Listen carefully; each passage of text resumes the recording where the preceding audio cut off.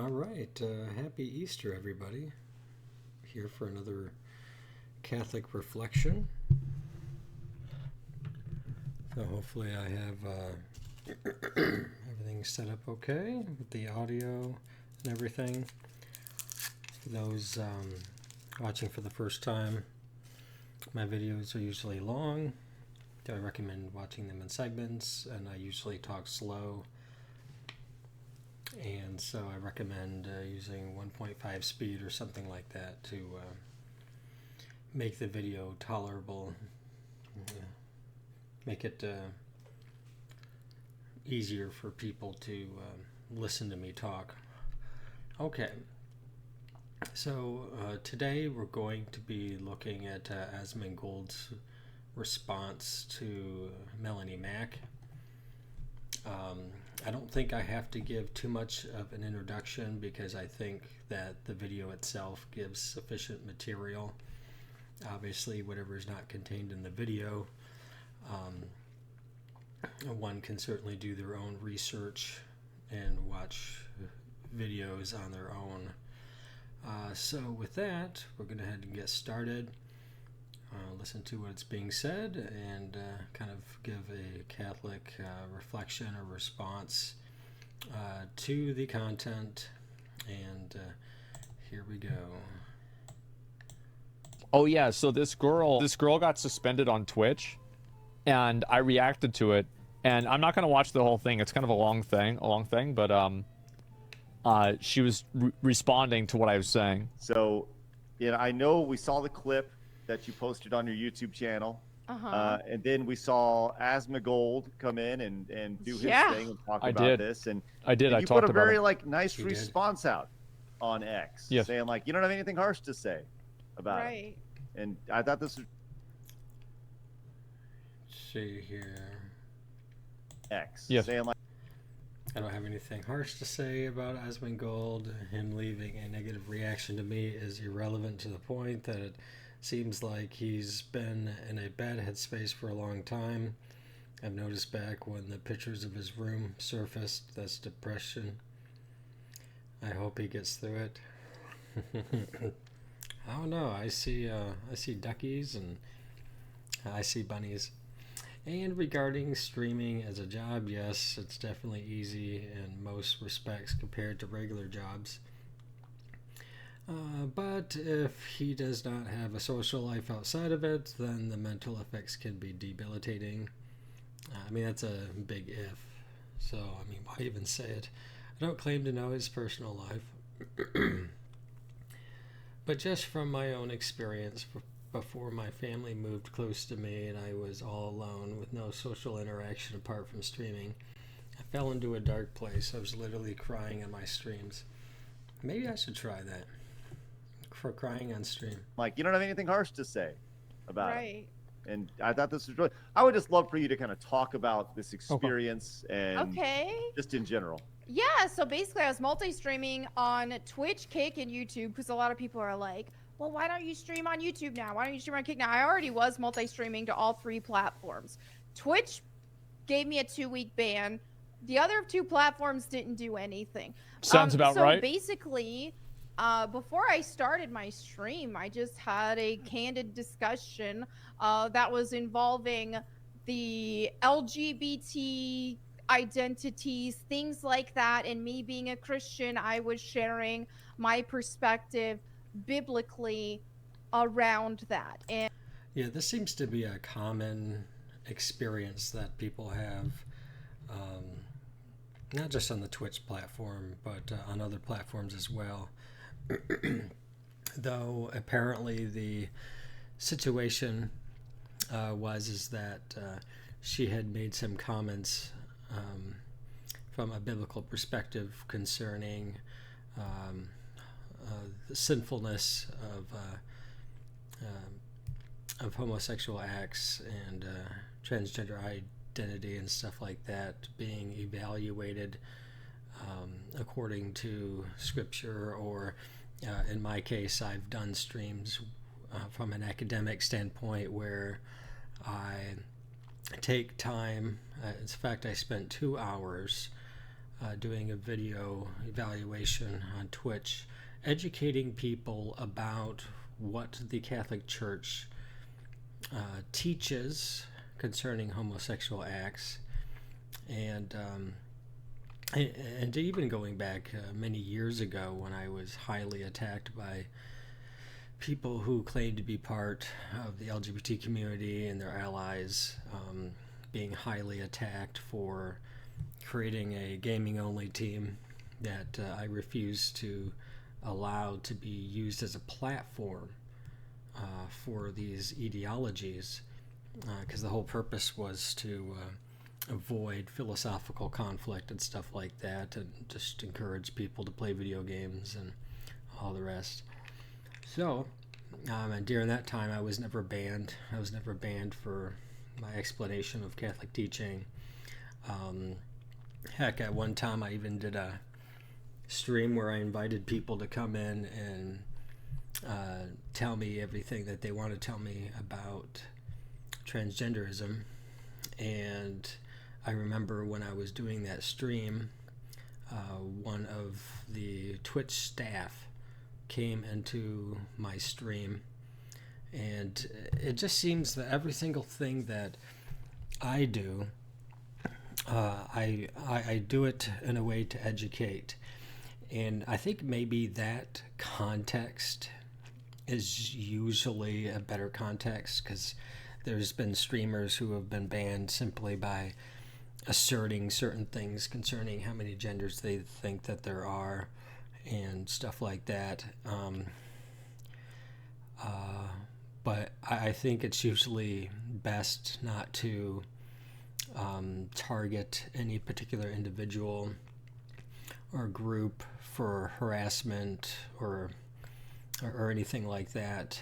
But being that there are Catholics, being that there are Christians who read Scripture, there still exists one's ability to talk about their understanding of God's revelation, be able to educate people concerning the teachings of the Catholic Church and stuff like that, that would make it so that the Twitch platform and other platforms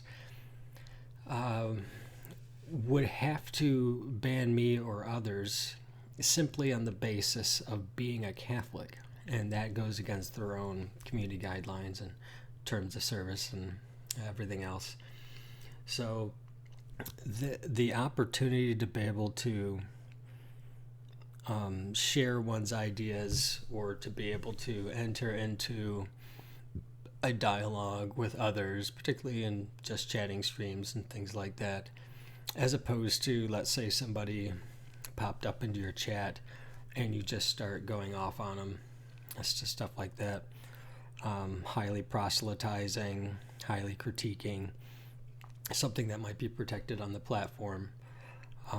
I can definitely see Twitch being a little bit more forceful in its application of its policies, though it can be very difficult at times, because people have seen some people banned, have seen other people not banned, where the application seems to be a bit more arbitrary.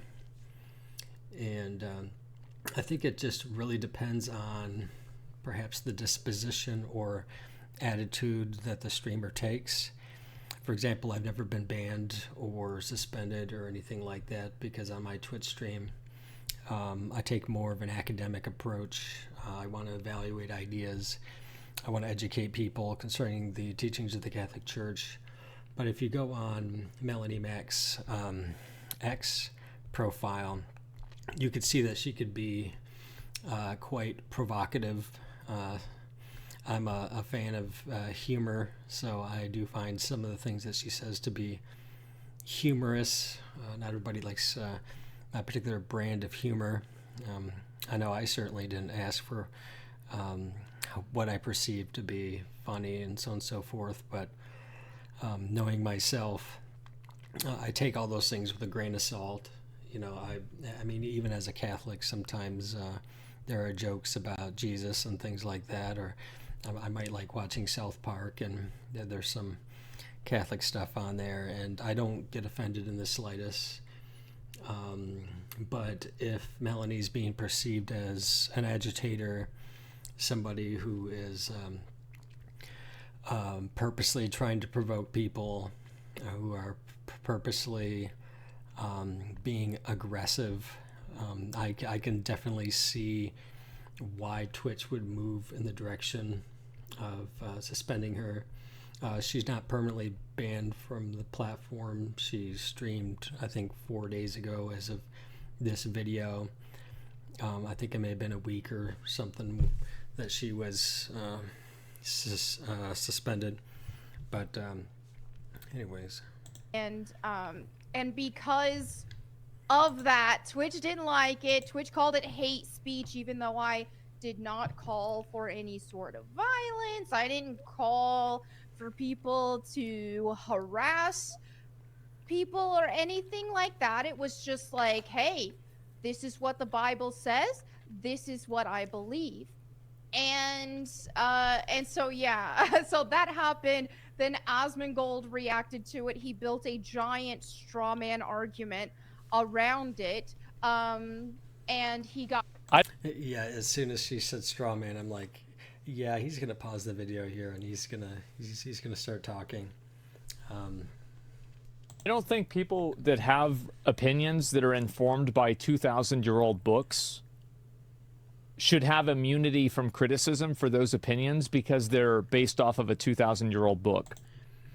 Well, obviously, some of the writings, particularly the New Testament writings, aren't even quite 2,000 years old. Some of them were written as late as the 50s and 60s and so on and so forth. And so we're not quite at the 2,000 mark for the writings in the New Testament. And some of the writings of the Old Testament, can be 4, 5, 6,000 years old, 7, 8. Dating can be hard. But those writings are much more ancient. Yeah. Well, I think what happens, Hugs, is that it's the, how should I say, as a Catholic, I see a lot of people who follow sola scriptura, and they use the Bible, a truncated canon, because it's not the Catholic canon, because it's missing 7 letters and some parts of Esther and Daniel, and there's a lot of interpretation. So I believe that she's sincere in her interpretations of Scripture.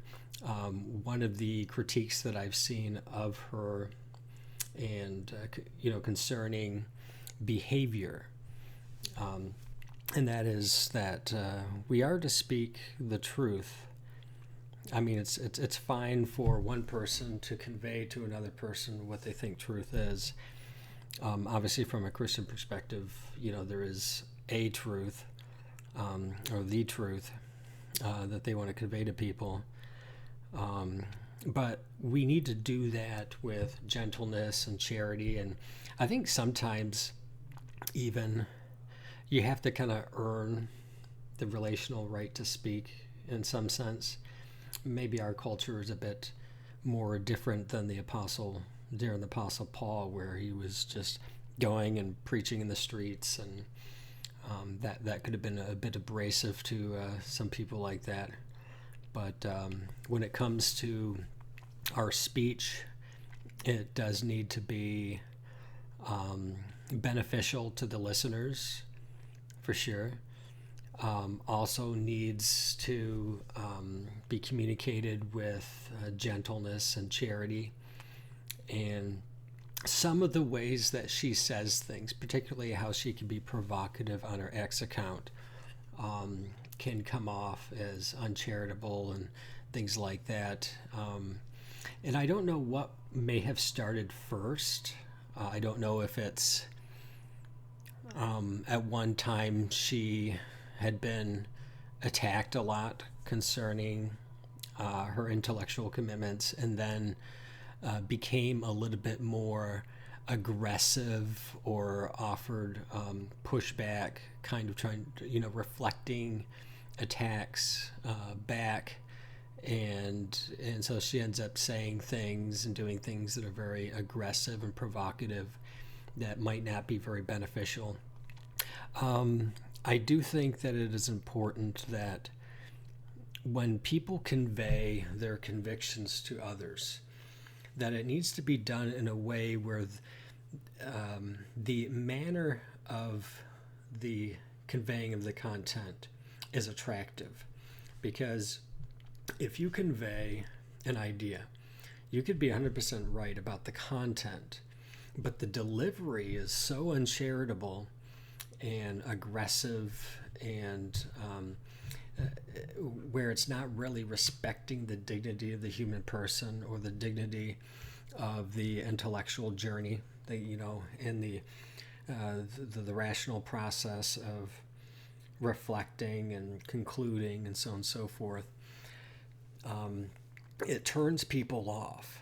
So if, for instance, she wants the content that she's conveying to be attractive or persuasive, she certainly would be going the wrong way about it, because she's making the message unattractive. She's making it very abrasive. Now, it is true that things in Scripture, and she'll mention it and stuff like that, where certain acts are listed as an abomination to the Lord, stuff like that, or particular acts cry out for vengeance from heaven. This kind of language, or those who engage in these acts will not inherit the kingdom of heaven. Now, sin is a real reality. Judgment is a real reality in the Christian perspective. But the kind of fire and brimstone kind of preaching just doesn't seem to be very effective, because it seems to appeal to the emotions and the fear of people as opposed to appealing to their intellect. Now, that's not to say that people can't be moved by rhetoric and a good orator or something like that, but the appeal needs to be to the intellect. One needs to actually rationally think through their position or behavior so that they can assess themselves, rationally, as opposed to just exercising the will towards anything that one wishes to direct it towards, but really having the intellect involved in the process, such that I have reasons why I think X, Y, and Z, as opposed to I just want to do X, Y, and Z, or the way I feel when I do X, Y, and Z is, favorable or pleasurable or so on and so forth. Or I have certain inclinations and ideations, and I'm entertaining those, I'm exploring those,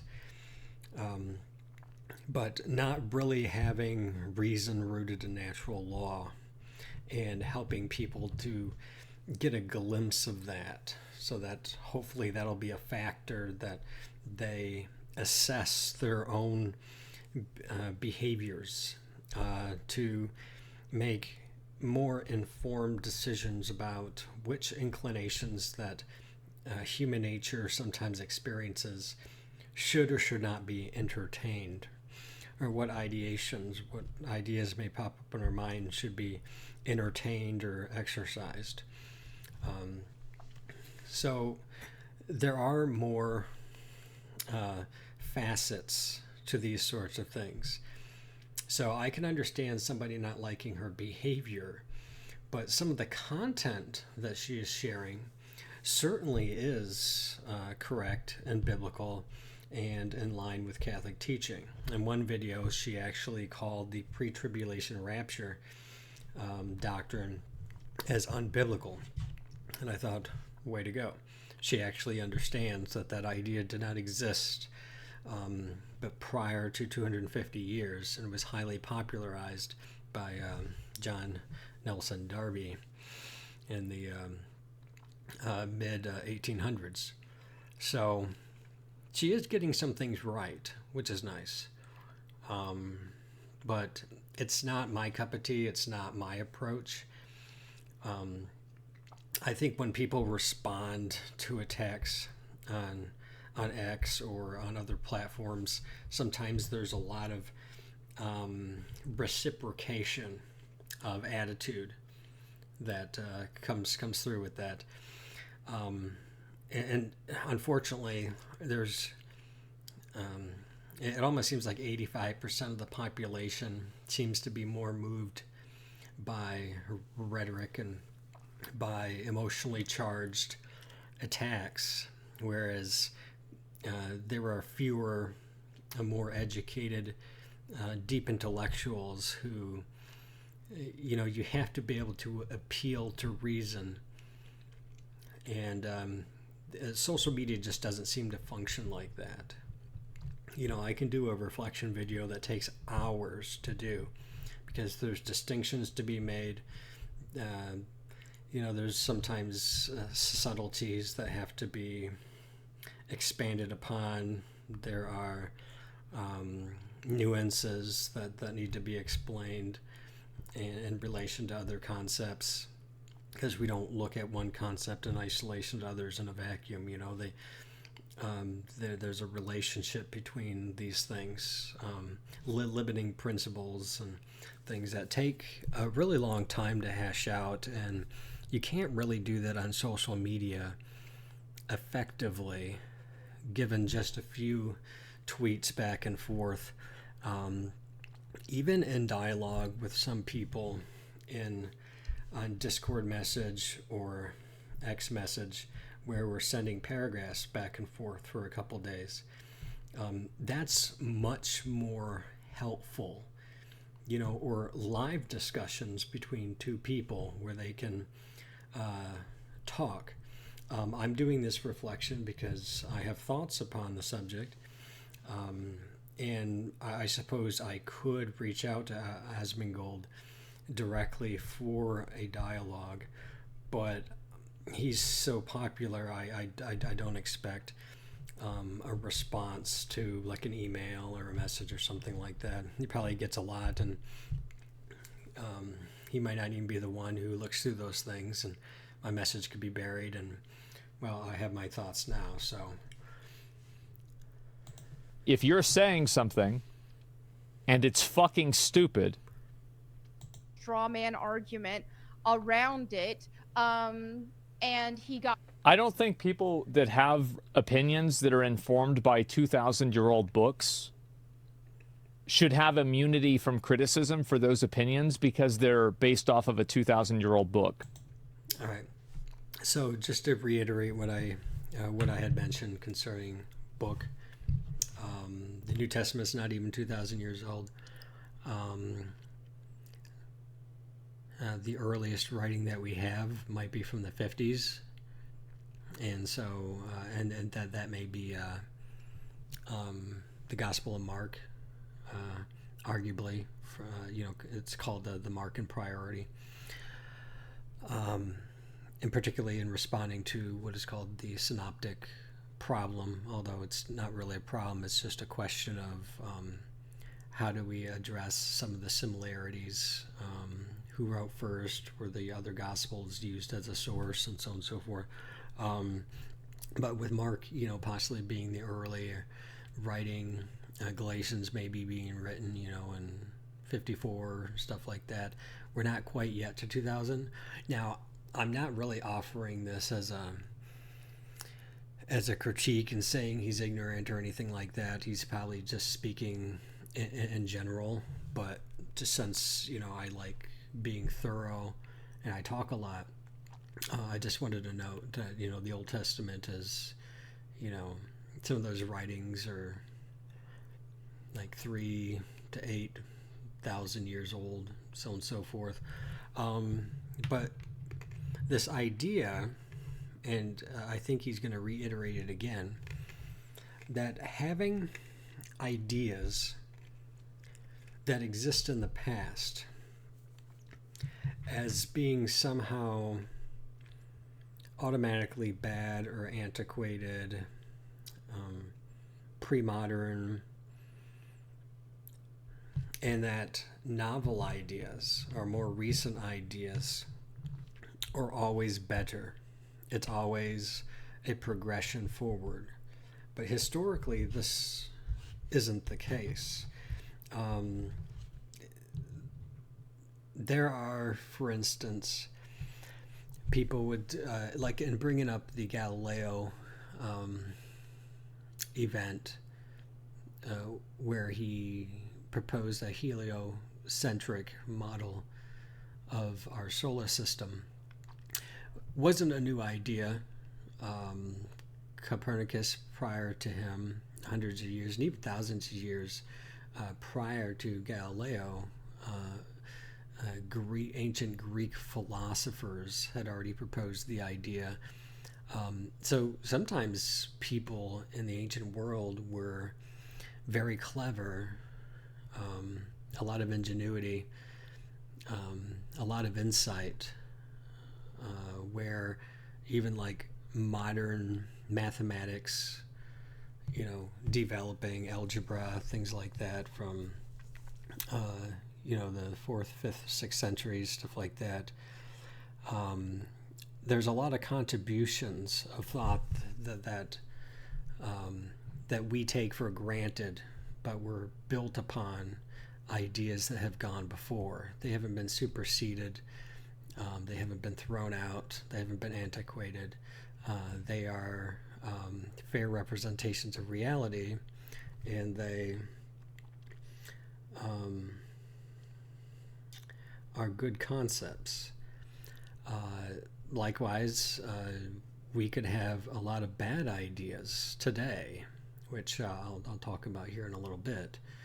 But I'm going to allow him to speak for himself concerning what hopefully he talks about, like why, if an idea or opinion is found in antiquity, that it is therefore a bad idea. Like the heliocentric model of the solar system wouldn't be a bad idea, right? It's not something that should be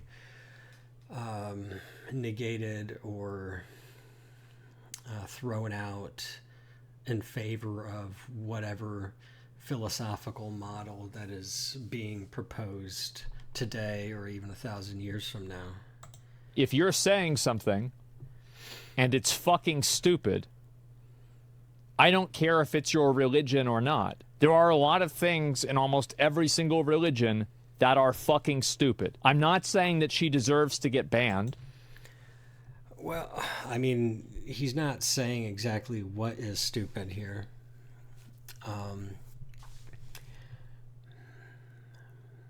I haven't had the attitude towards any Catholic teaching, reflecting on the early church fathers, the creeds, the councils, documents from the magisterium, encyclicals, all the rest, that I found to be idiotic. I haven't, exposing myself to the content, applying my reason, and spending an adequate amount of time reflecting on that content. I haven't found anything that I would categorize as being stupid. Now, I'm not quite sure what he means here. This is where a live dialogue would certainly be much more helpful. That's up to Twitch to decide. But I hate this idea that somehow criticizing a person's religion is off limits. I do agree here. Christianity, for example, or even the Catholic Church more specifically, should be criticized as much and as often as possible, because if one of the objections that could be raised against the Catholic faith doesn't have an adequate response, then that objection would be true. And so it often gives people the opportunity to further explore their intellectual commitments, because there are cases where people have bad ideas, then they're confronted with better ideas in a form of a critique. The better ideas being proposed as more consistent with common experience with reality and things like that. And so it gives people the opportunity to learn more about their own commitments, because sometimes people loosely hold to ideas, and if they're pushed, they don't really have any kind of substantive response. And the thing is there's no end to the amount of critiques that one could offer to anything. So most people are not well acquainted with many of the common ones and the kinds of responses that one could give. So yeah, I think it's fine for people to critique Melonie, and I think it would be fine for Melonie to offer a response as often as she wishes concerning any objection that could be raised. I haven't heard any rejections yet from Asmongold, so it is absolutely not off limits. Not to me, and I think not to any other rational person. If your religion has things that are stupid in it, then do not expect anybody else to respect or care about that at all. You can... whether something is stupid would be based on the perspective of the one who's critiquing it. So if I'm critiquing sola scriptura, for instance, this idea among the Protestants who hold to a truncated canon that doesn't follow the Septuagint model of the containing the deuterocanonical texts, and they're using this methodology of that Scripture is the only infallible rule in the Christian's life. That's something that is contrary to Catholic doctrine, and I often critique it. I don't think it's a very good idea. It's not even the biblical model. It's not what was lived out in the early centuries of the church in perpetuity to our own day. And I think it has caused more harm. I think it has scandalized people with as many theologies as there are heads to conceive them.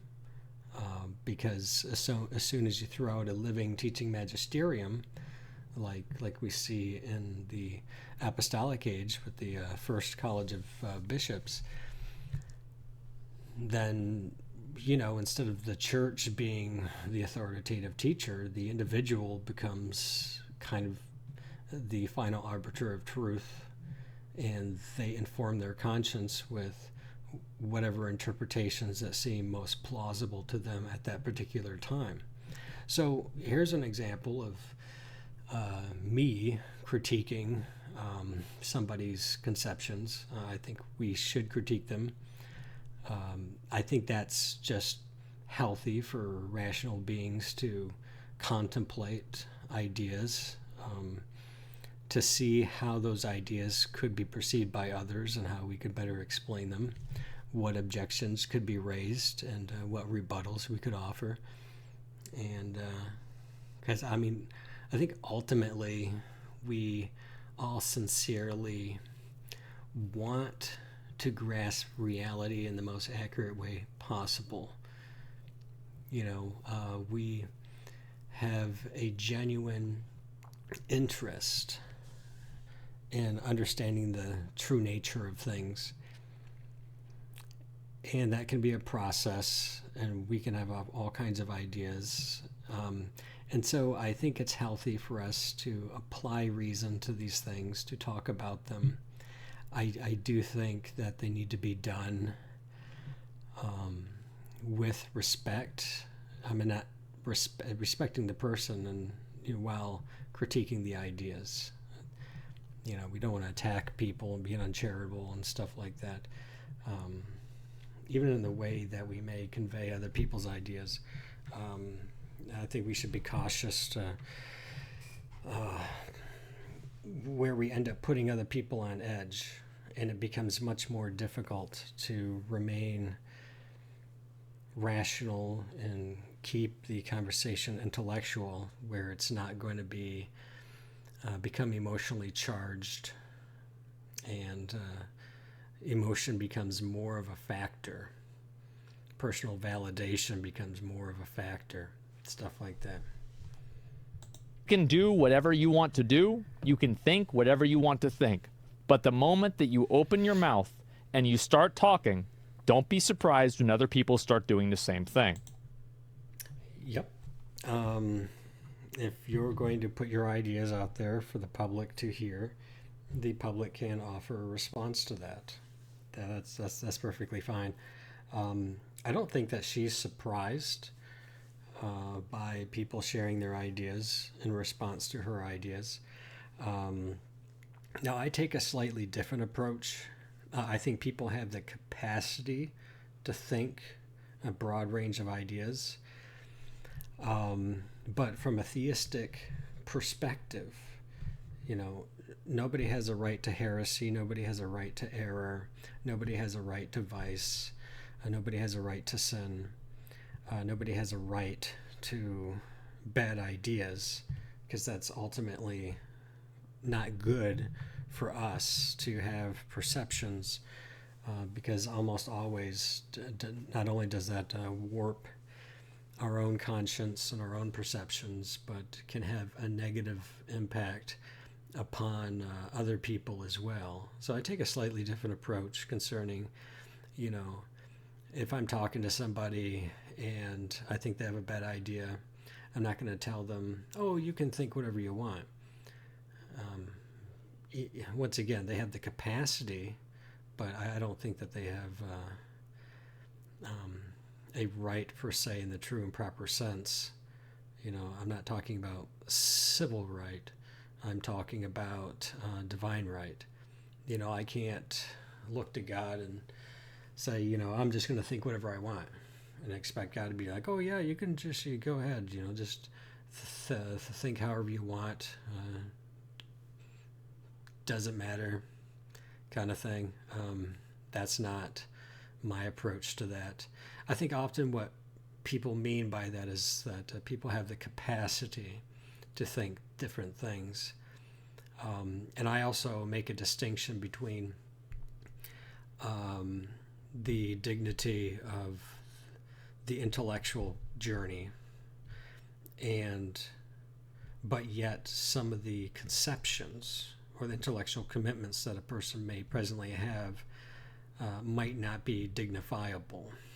And so they are subject to critique. It is insane that people think that they can say something stupid, it doesn't matter what it is, and then use "it's my religion" as a defense.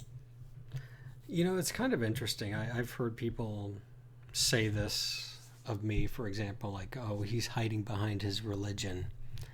And I'm not even sure what that really means, because I am the one who is responsible for my intellectual commitments.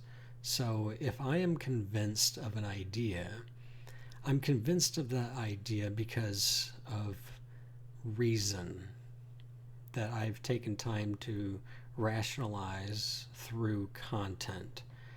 and have come out the other side with what I think is more probable than not, what I think is most convincing, what is most consistent with my worldview and my understanding of reality.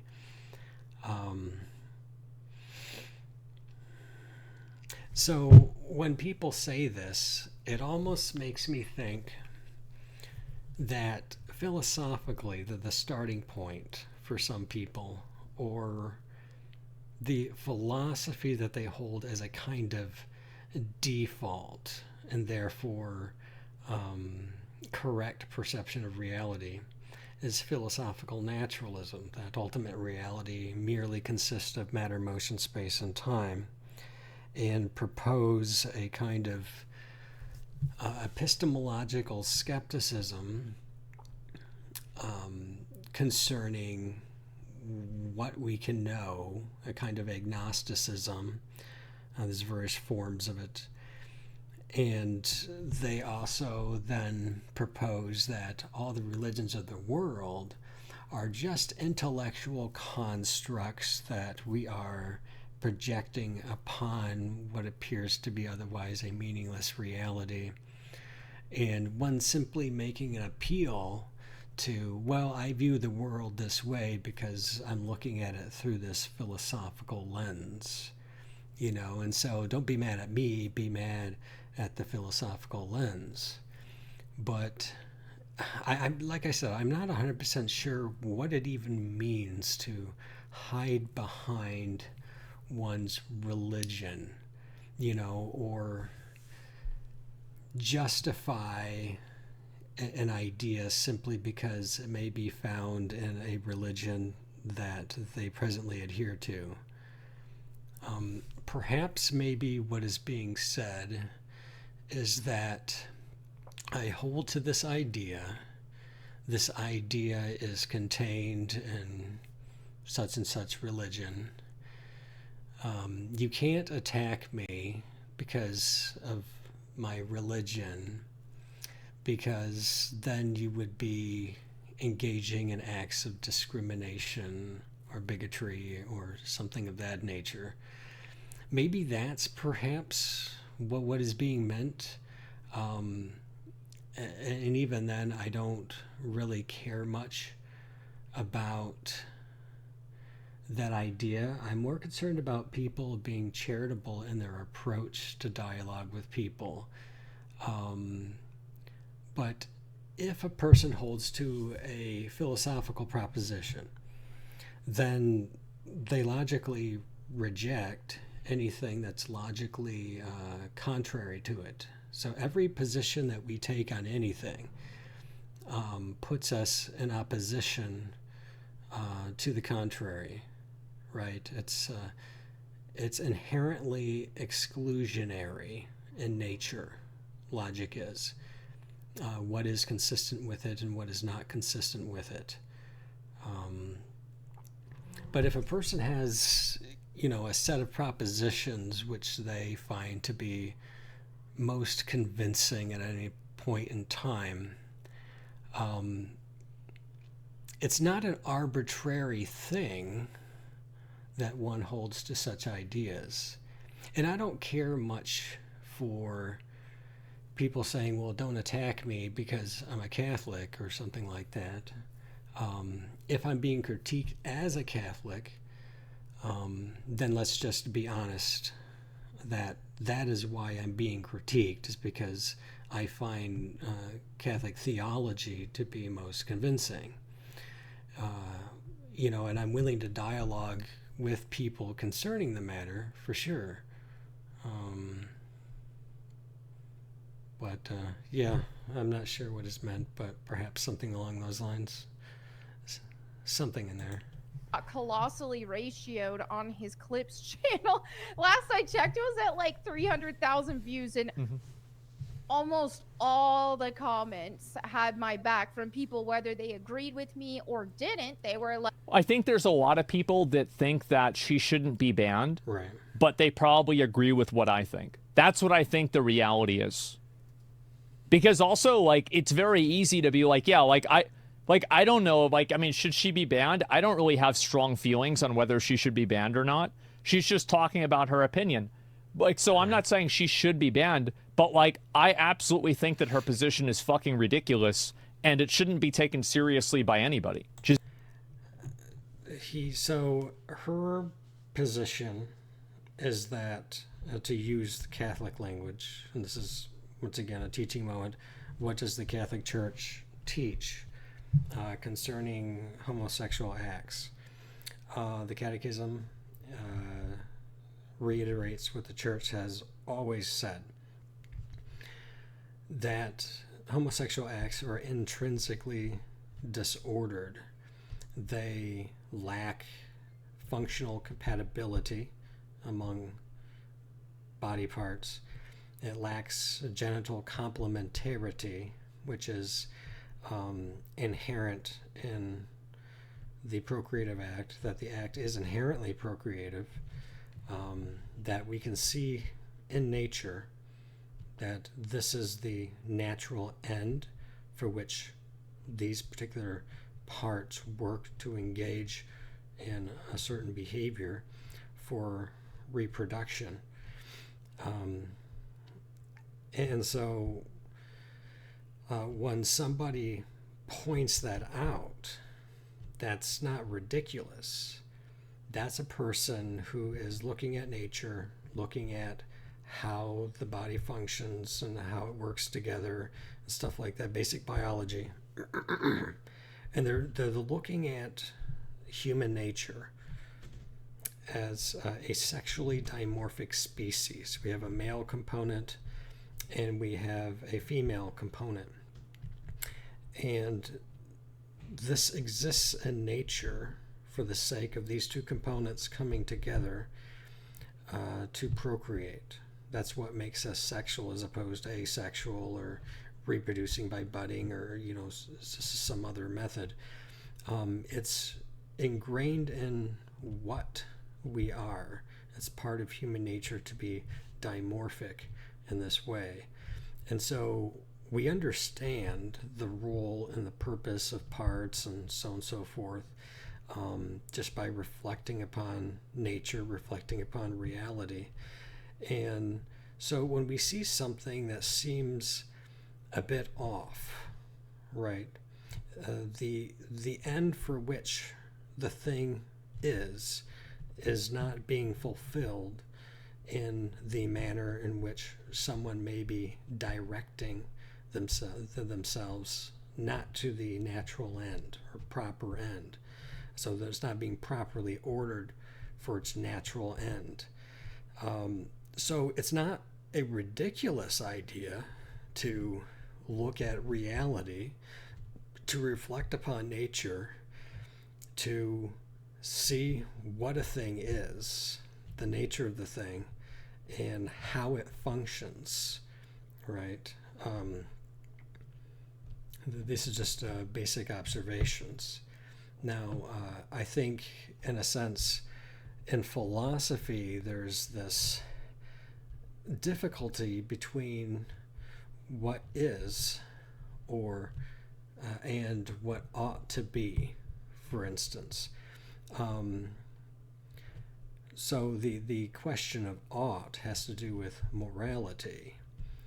But if somebody proposes that the concept of oughtness should flow from a reflection upon whatness, makes a lot of sense.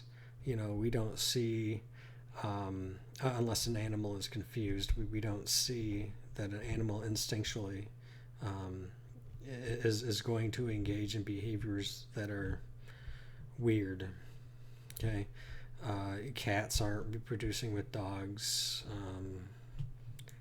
You know, and so we have to ask the question, you know, is it proper for, say, a person to engage in bestiality? You know, should a human being engage in an act with another human being? Well, from a sexual standpoint and reflecting upon nature, the act itself is inherently procreative, but that act with that animal is not procreative. because procreation can't occur. Some people bring up the idea of consent. Well, animals don't even have an intellect. They don't even have a will, right? They don't have an immaterial soul. They don't have these powers, right? So they don't take an intellectual approach to things. They can't evaluate nature, and they can't come to conclusions concerning the how to properly order something towards its natural end. They're not contemplating this. They're not coming to these conclusions. They're merely acting instinctually. And so they're not reflecting on those things. So they could be confused. They could be misguided with that. But those are the kinds of things that we could reflect upon, right? And I know he's probably going to bring up the question of consent, and we'll talk about that too. He's basically saying that she's not a bigot. The Bible says it, and she just believes it. Well, that's a terrible way of argumentation. You could...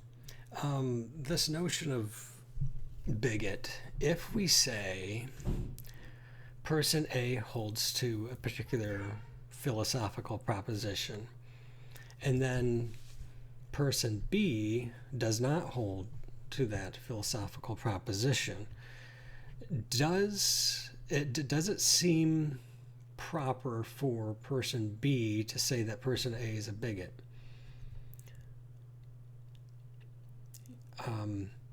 Or is it proper for person A to call person B a bigot?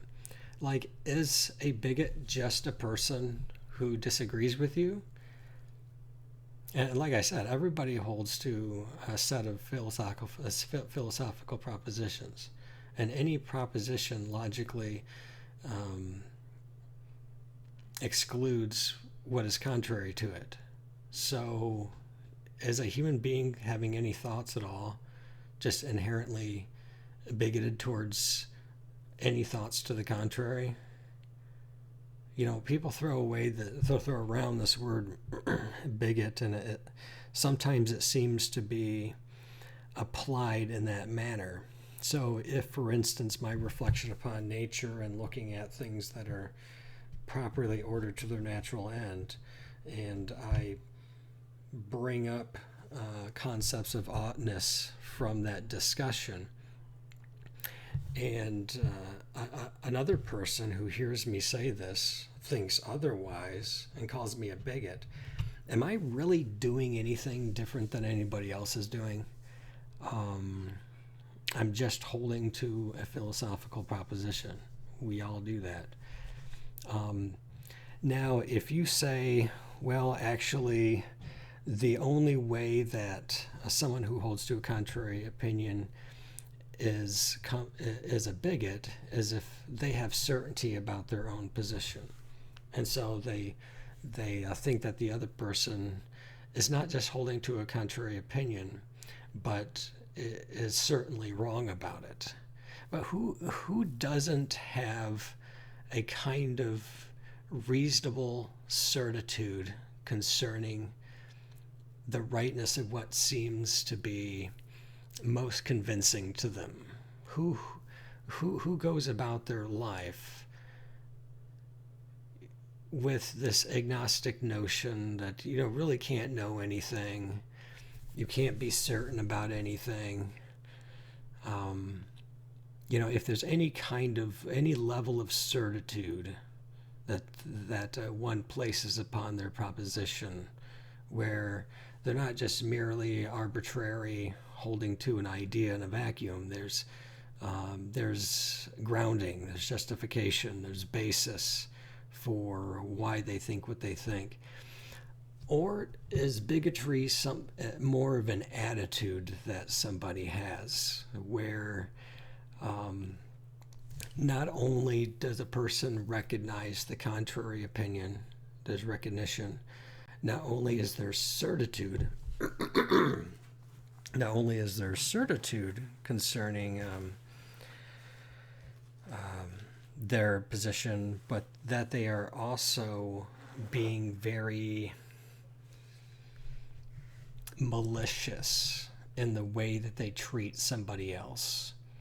So it's like a person holds to an idea, they find somebody who holds the contrary idea, and then person A is just mean and malicious and speaking, in a condescending manner. I'm not talking about speaking from certitude or, let me show you why you're wrong. That's not arrogance. That's kind of weird. If anybody claims that they think they're right on anything at all, ever, is that arrogance? I suppose if that's your philosophical assumption, that nobody can know anything, that's logically incoherent. It's logically referentially incoherent, because then you would have to say that you're certain about that. And if you're not certain about it, certainly don't apply the principle. One moment.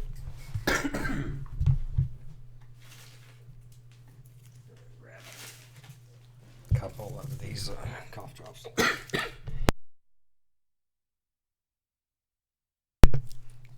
All right, fighting a cold here. All right, so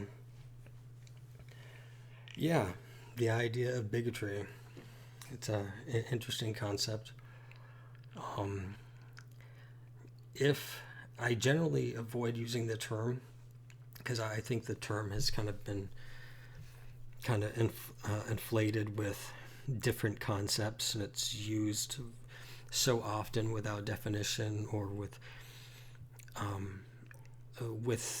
underlying multiple definitions, sometimes contradictory to one another. Perhaps it has more to do with the attitude. If I convey something to another person that doesn't give the respect due to the person, or doesn't convey the intrinsic value of the human person, or doesn't take into consideration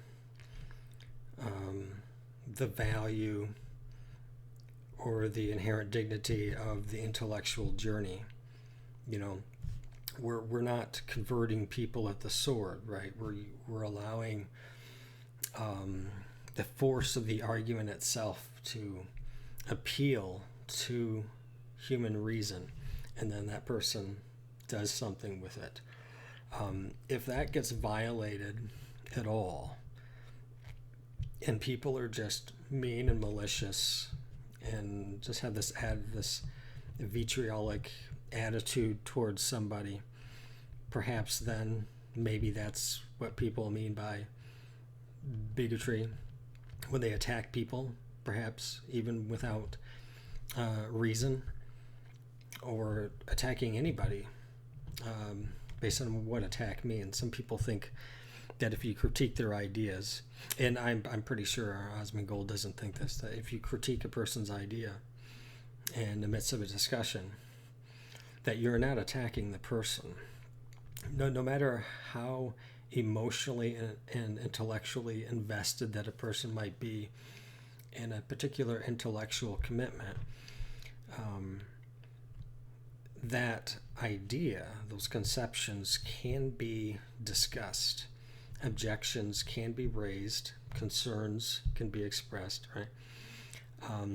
This wouldn't be an attack. It's like when you ask a question that's inquisitive as opposed to accusative. There's an approach that people can take to get to the bottom of, well, why do you think this? Right? It without that kind of attitude, how can you think that? But rather it's like, can you explain to me some of your thought processes and ideas and maybe early influences that have led you to these kinds of conclusions, and just, in a very inquisitive manner, and just allow them to talk and share and reveal the intellectual process, These were the early experiences I had growing up. These were the influential writers. These were the ideas from certain professors. This is how this was explained. These are some of my experiences that I've attached to or have interpreted along those lines. And this is my explanation for why I think this is an accurate representation of reality or a good argument for a particular moral stance, and so on and so forth. Try to develop understanding of where the person is coming from, and what they've come to, and have a dialogue about that. That's fine. I think that's good. Use that based off of, well, yeah, it's like Hitler said it, so I just believe it. I'm just listening to him. Like, it's what's really what is, like, look at the line of thinking here. What is this? It's not an argument. Yeah, it's just really not a very good argument, guys. Don't.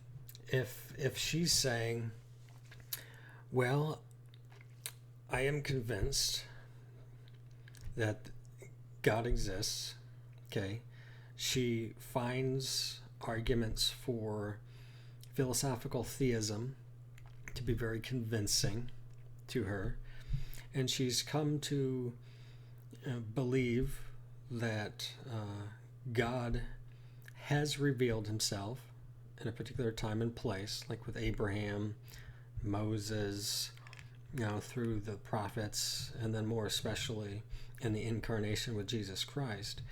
Then one is going to, and finding this convincing, or finding evidences, where things that were said to be revealed by God in prophecy, becomes fulfilled, and this is how it happened and when it happened, and somebody's convinced by those kinds of evidences and stuff like that. Like Jesus had prophesied that within their lifetime, within a generation, that the Jewish temple was going to be destroyed, and it was within about 40 years.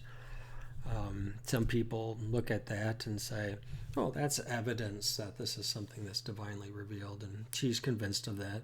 So she's looking at Scripture, and she's finding that Revelation has a very strong intellectual appeal to her. It creates a very cogent worldview. It fits nicely within philosophical theism, and she may have, and as the Catholic Church teaches, that most of the things that are said to be revealed by God can be demonstrated on the basis of reason alone, and historical evidences, some textual evidences, and things of that nature. And so it wouldn't be without reason, grounding, or justification as to why she finds a particular idea or conception very convincing to her, such as appeals to natural laws I explained earlier. This wouldn't make it ridiculous, because, we're not starting from the same philosophical foundation. All human conflict that relates to questions of ultimacy and perspective and all of that ultimately is philosophical. A lot of it is also based in theology.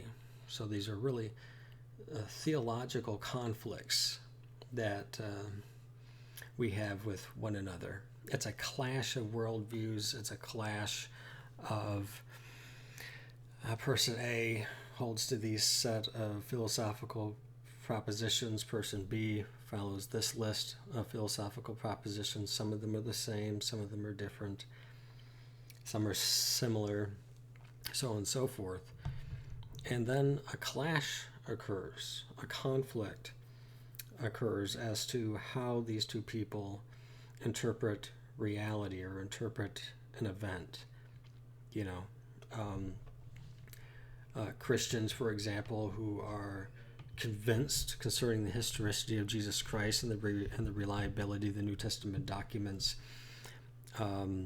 conclude that Jesus is who he said he is, that he was God, that he's going to give up his life for the sins of the world, you know, and make atonement and satisfy divine justice and all of this stuff. But if a person is not convinced of the historicity of Jesus Christ, they may be a mythicist and think that Paul just made up the whole person of Jesus and that Jesus never really existed, you know, or somebody doesn't think that the New Testament documents are historically reliable, so they just question whatever it is that they question, or they'll interpret it according to their worldview if they're a naturalist, for example, and or they're an atheist, or maybe they're a deist, where they have a conception that God never intervenes, he never reveals himself.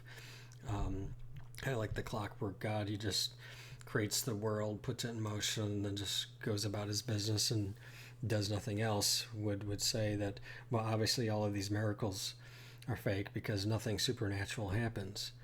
You know, people don't raise from the dead, so Jesus didn't raise from the dead, you know, kind of argumentation. So people will have different explanations for the content that we have. Some people find the content to be convincing, and so they become Christian. Some people don't find whatever evidence that they think they ought to have.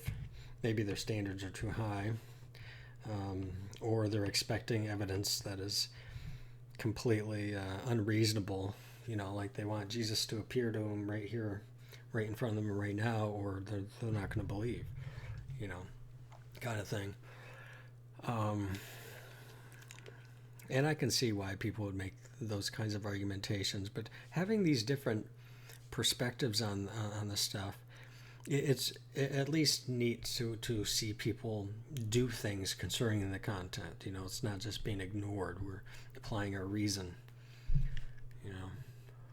We all have the right to free speech just like everyone else. I mean, we do have to listen to the LGBT side on things nowadays. Well, I think that you should have to listen to everybody, right? Well, I'm not a free speech absolutist, right? As I said before, from my perspective, from a theistic perspective, I don't have a right per se to look at God and say, I have a right to do whatever I want to do. I have a right to say whatever I have to say, or want to say, I should say. But where does that concept of right actually come from? So, like in the Declaration of Independence, what is the source of rights that a person has? Does life, liberty, and property, historically, or the life, liberty, and the pursuit of happiness, not interpreted as licentiousness, but the right to pursue virtue without constraint. Okay, see that's important. The government is not to offer any constraint concerning our pursuit of virtue, but the same doesn't work with we have a right to licentiousness or sin or vice. We don't. So do I have to listen to a person I think is engaging in vice? I may want to, so that I could, offer an alternative perspective. Because ultimately we're all looking at reality, and then we're talking about reality, and that could be a helpful dialogue between people. And if I think a person has a wrong conception of reality, I might listen to that.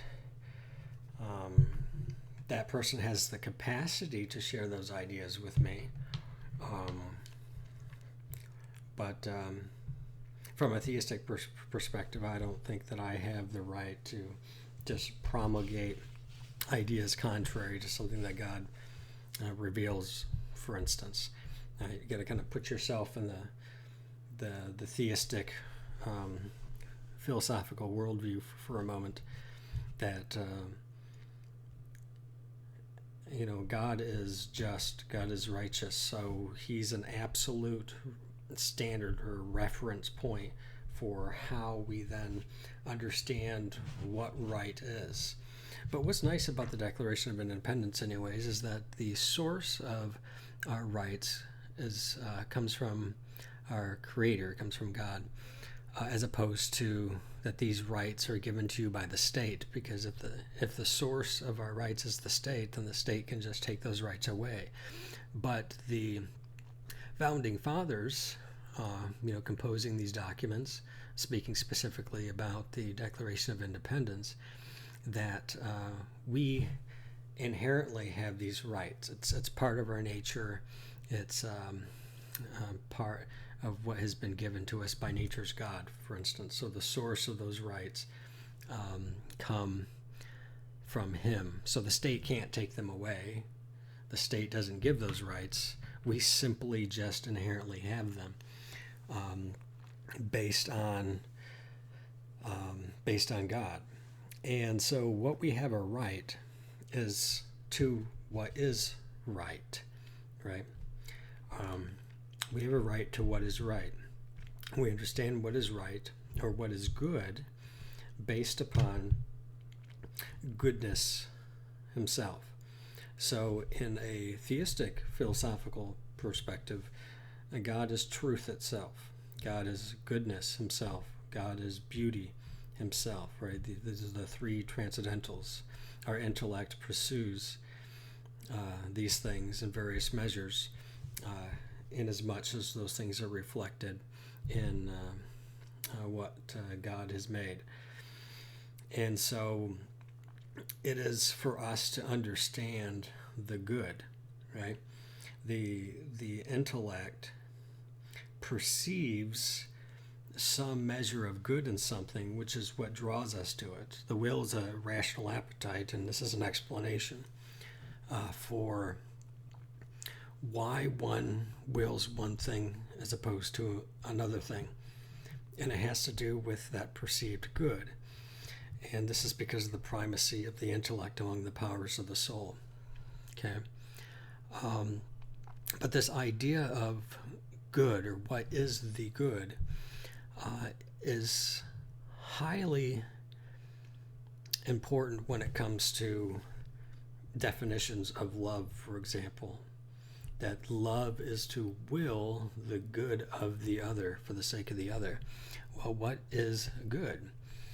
Well, if we don't have a strong conception of good, we're going to have a really hard time applying this definition. It's the friends don't let friends drive drunk kind of conception. We see a person struggling with vice, for instance, which always weakens the will, ensnares the will, and weakens the intellect. Vice always does this because it's a habit of the will that's hard to break, that makes it hard for the will to exercise virtue, which most people would associate virtue with the good. And so when somebody says, I have a right to do whatever I want, number one, society is probably going to think otherwise, because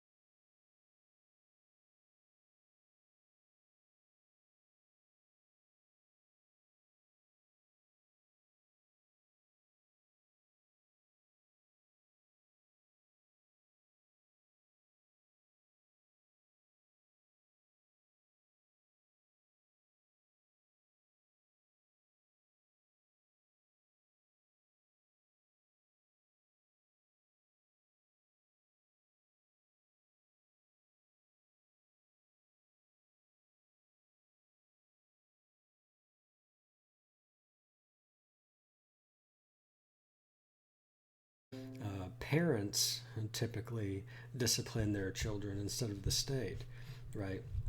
So at the level of the family, instilling norms and values and virtues into our children is there we go. I think the internet's up and going again. That's nice.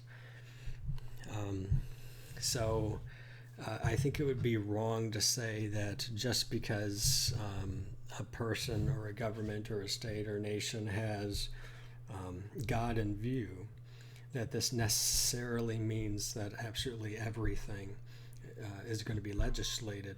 It's because everybody would be in prison for one thing or another,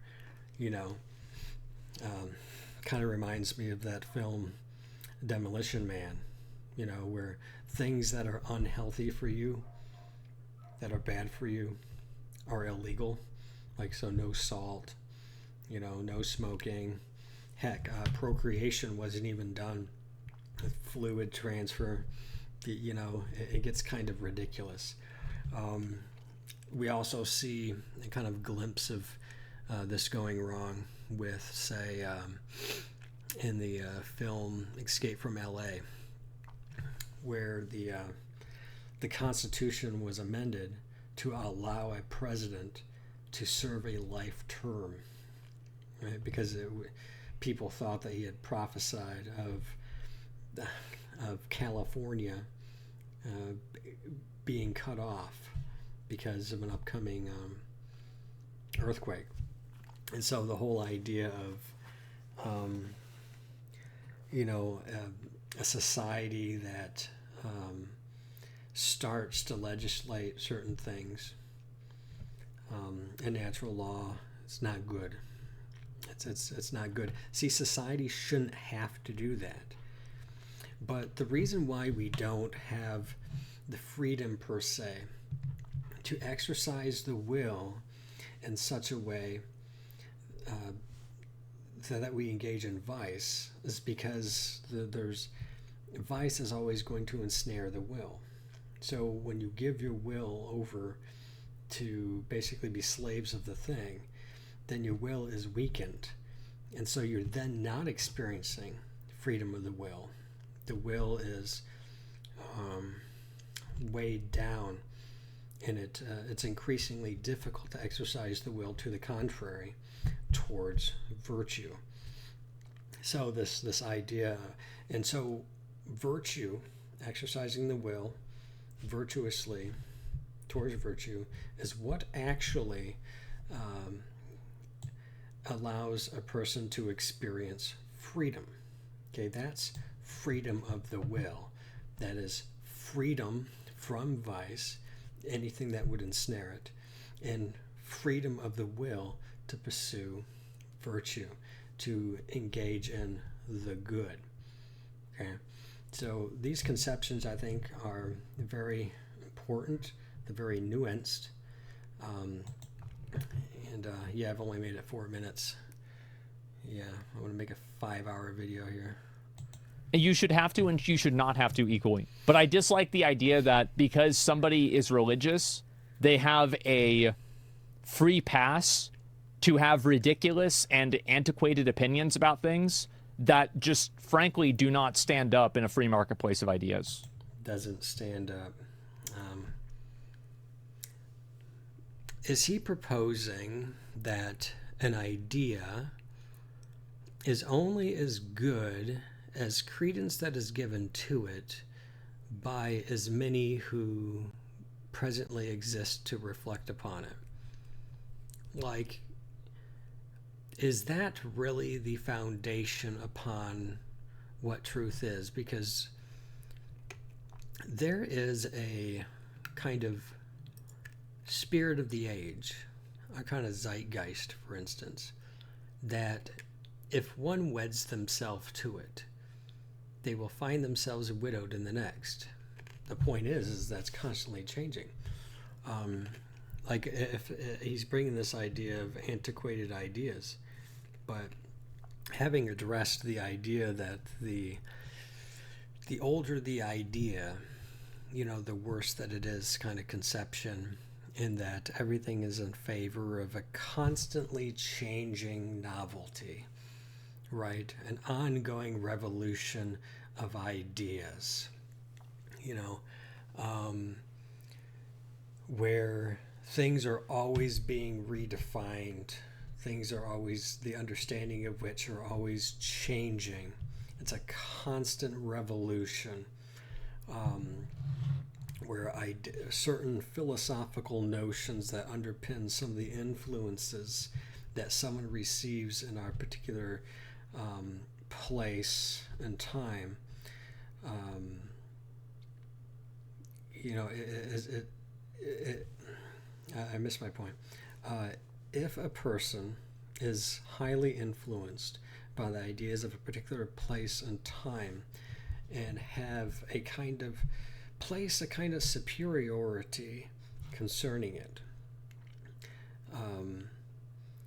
and so they're always looking back, and anything that's contradictory to it, it's wrong and antiquated. But 100 years from now, people are going to be looking back at the spirit of this age, and they're going to critique it, and they're going to have new ideas, but none of that is a good basis, a good grounding for what something is. Truth, for example, needs to be an objective thing. It can't simply be the product of whatever hegemony, or what is going to be the overriding, or the most prevailing meta narrative. So what's almost being said is that what really matters is waging an intellectual warfare between competing meta narratives. But ultimately, underneath that, the argument is that it's based on certain modern philosophical notions, which lead to the postmodern idea of, well, we don't really know what reality is. All we have are these intellectual constructs. All we have are these meta-narratives. And so the spirit of the age is simply going to be dominated by the most influential within a particular culture. May be different in other cultures and other different times and places, right? So one can't even, it's kind of interesting, because if that's one's perspective, their allegiance ultimately lies to a kind of agnosticism. Because any particular meta-narrative that you try to argue for, or try to gain power with and influence among others and how people think, you ultimately are just simply trying to make your meta-narrative the most predominant or powerful in a particular time and place, all the while knowing it's not superior so much as it's ultimately meaningless. Unless somebody does want to propose, and there is some measure of truth to the intellectual process. You know, there's the apart from the Kantian epistemology, drawing a distinction between the pneuma and the phenomena, questioning the relationship between what exists in the mind correlating to what exists outside of the mind. He raised this epistemological doubt where we can't know a thing as it is in itself. We can only have impressions or appearances in our mind with which we begin the process of constructing ideas that we hope correlate to reality. And so at best, there would be this reciprocal relationship, this ongoing reciprocal relationship between the impressions and the construct. And some may then perhaps from that starting point argue that while there isn't a direct correlation between the thing in the mind and outside of the mind, there can be a more superior model or construct or meta-narrative that has been forged in the fire of perpetual reciprocity. But even with that claim, it still is going to come down to certain philosophical assumptions that underlie the meta-narrative and whether or not those things can be demonstrated. So, yeah, I think They just don't. And I don't like the idea that because somebody's religion says something, that becomes okay. Antiquated to you? He is correct. I think that there are religions in the world that do have bad ideas, particularly those who are quite militant in killing other people. But I also want to dispel this notion that there exists this default philosophical position that is simply assumed to be true, and then everything else is a kind of religion, and then the word religion is used as a kind of it's used as kind of like a pejorative, right? It's used with a negative connotation. There's reality, and then you have all these religious colorings of it that exist, right? So that's certainly something that's not true, because the burden of proof still exists for any particular philosophical system that you want to put forth as being what you think most accurately or what you're convinced is an exact representation of reality, right? So I think we have to be careful that we simply assume that what is non-religious is superior to what is religious, or what is non-religious are the things that we have in common, and the religious are the ways in which we kind of depart from each other in our worldview and how we understand the world. Because even naturalism, that ultimate reality exists merely as matter, motion, space, and time, or an atheistic perspective, that there isn't any kind of God, not one God, not many gods, no God of any kind, maybe aliens, that this is just by default true, or not using the term religion. So what's kind of interesting when this happens is usually when a person uses the word religion, they're usually referring to a particular realm in philosophy, a category of philosophical thought that is theistic. Okay,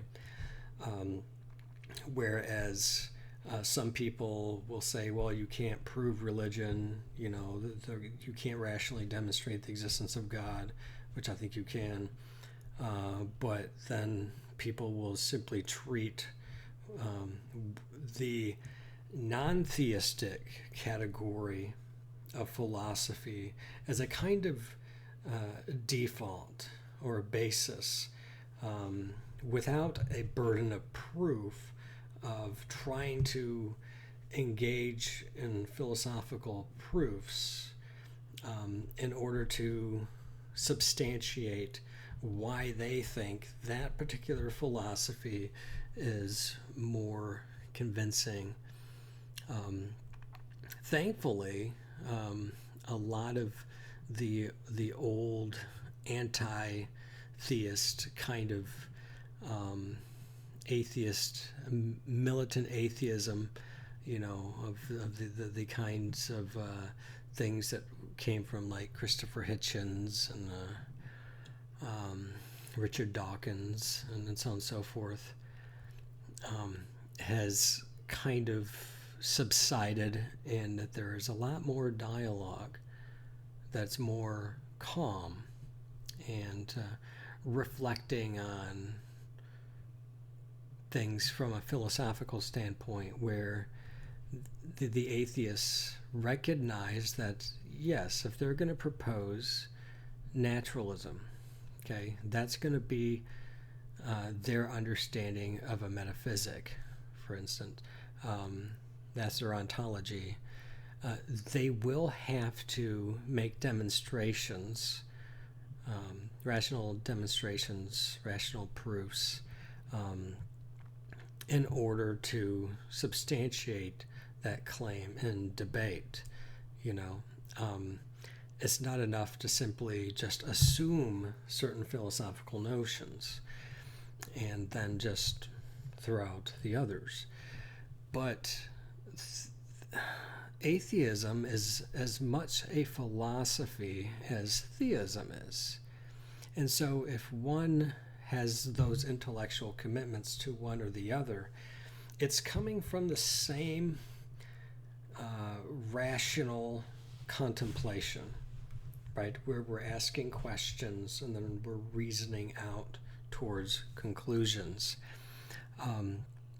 And so when some people use the word religion in this kind of way to kind of exclude it from what they think is the common sense default philosophy of reality, it kind of betrays their understanding that, well, atheism is a philosophy too. It has to defend itself philosophically. It is subject to objections. It too has to offer response. And so in terms of faith, that is trusting the weight of a particular philosophical commitment, right? I kind of trust that that what we have in the mind does correlate to what is outside of the mind. All right. And so this is why some people have said that, it still requires a measure of trust to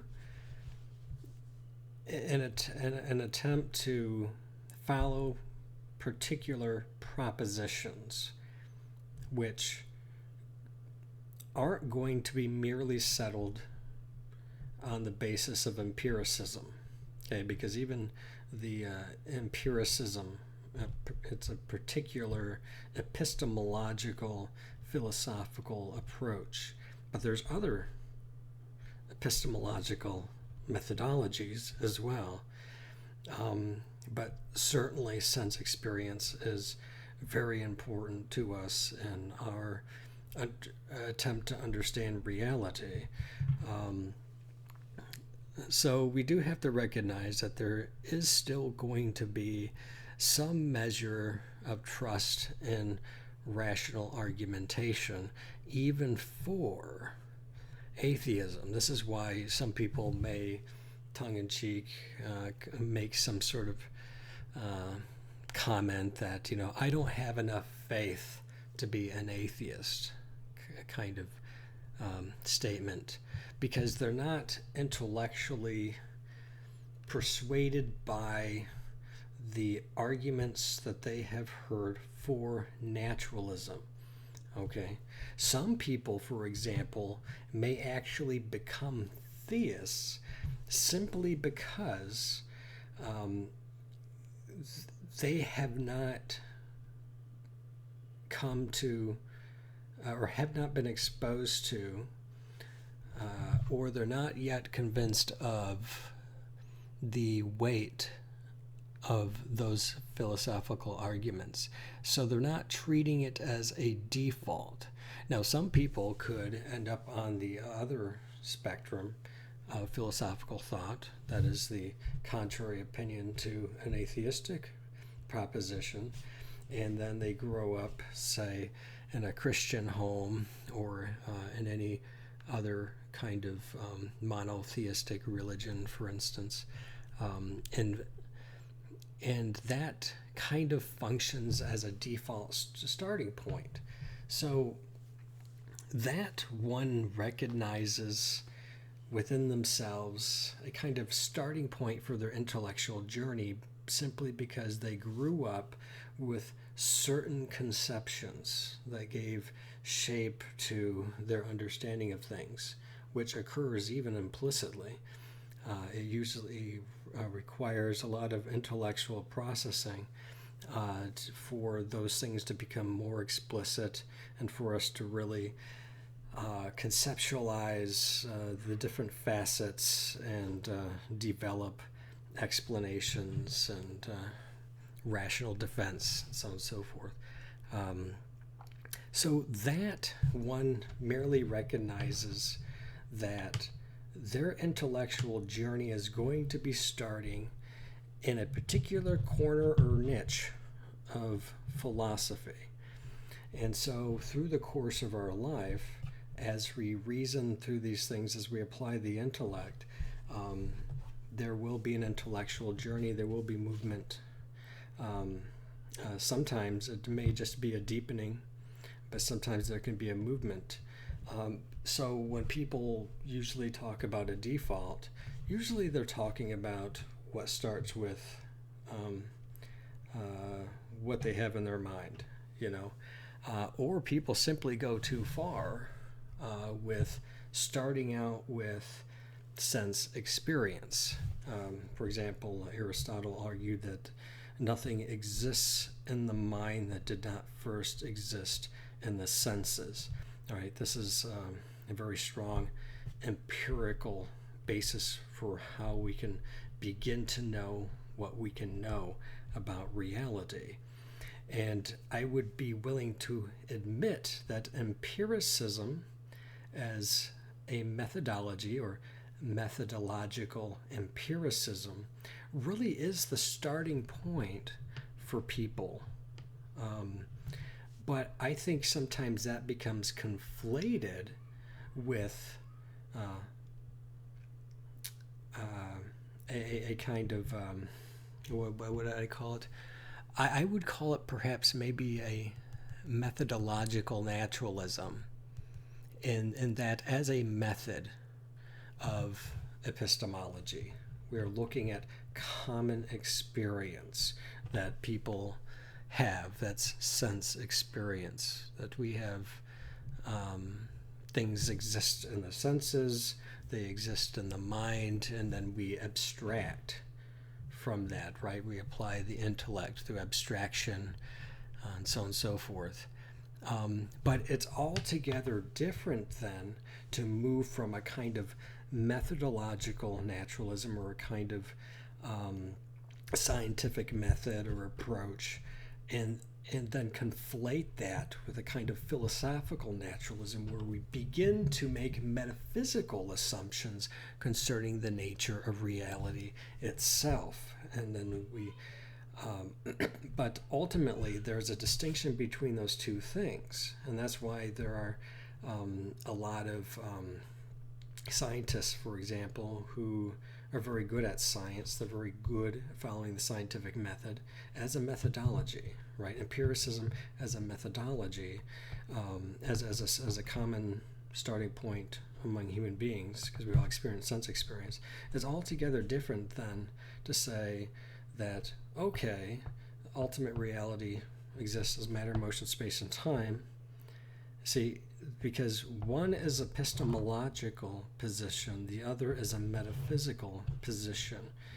And the thing is, one can't just conflate the two. One has to actually argue from the methodology to a particular metaphysic, and there are competing metaphysics. So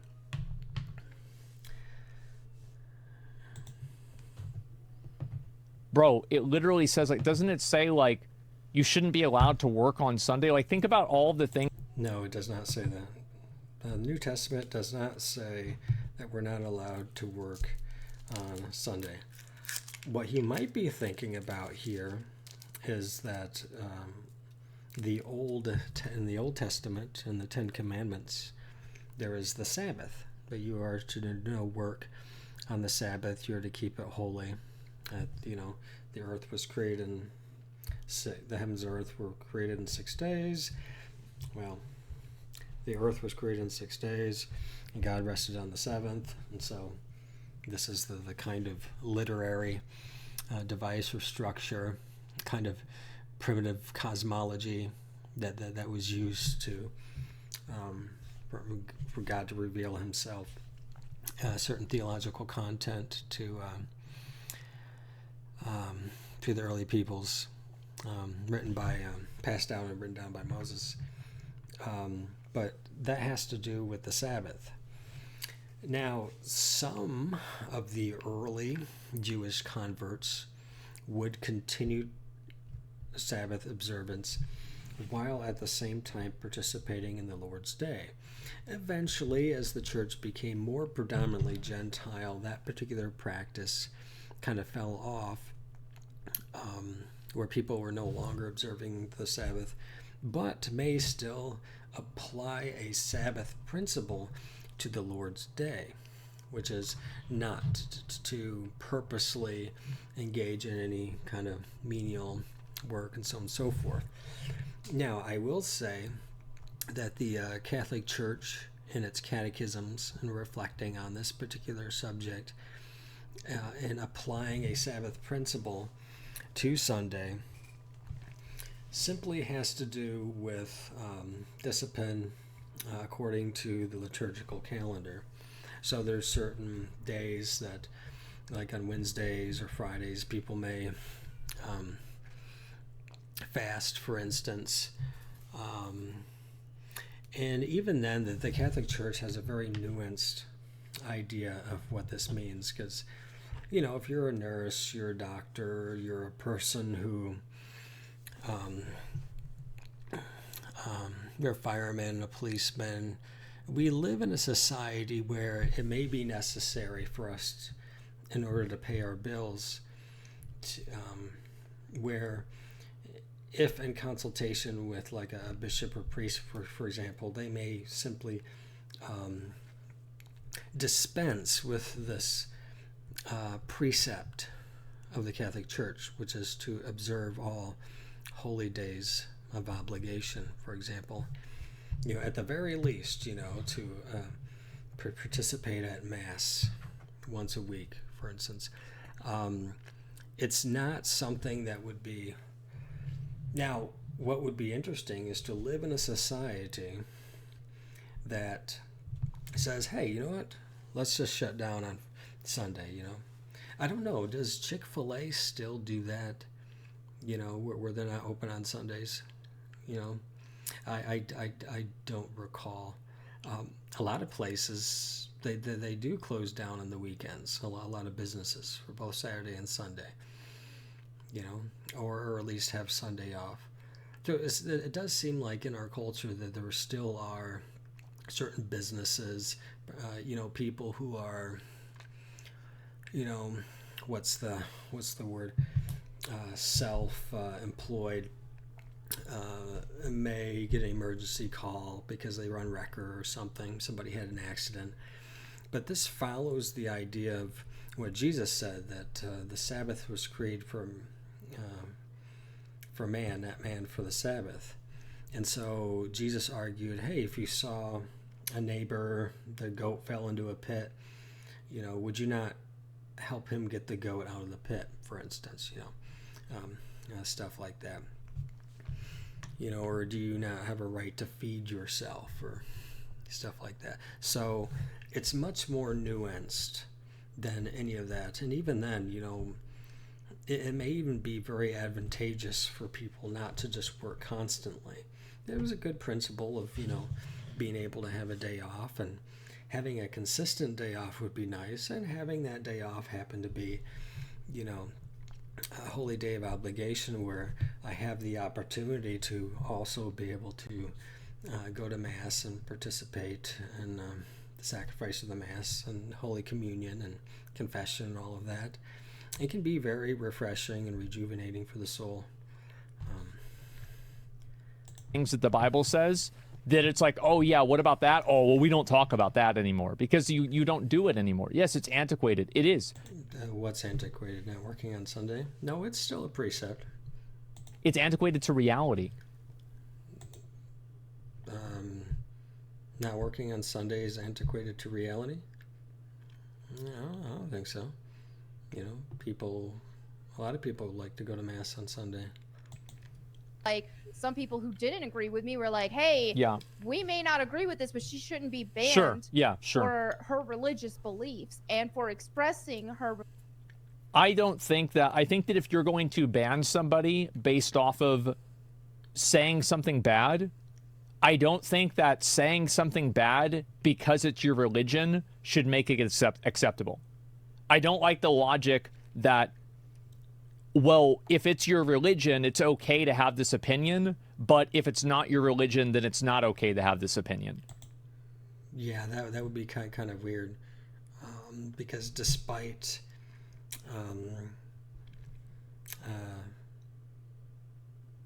affiliation of some sort or a strict adherence to a particular system of thought, one can still hold to a certain proposition. This is a clear double standard, and it's completely illogical.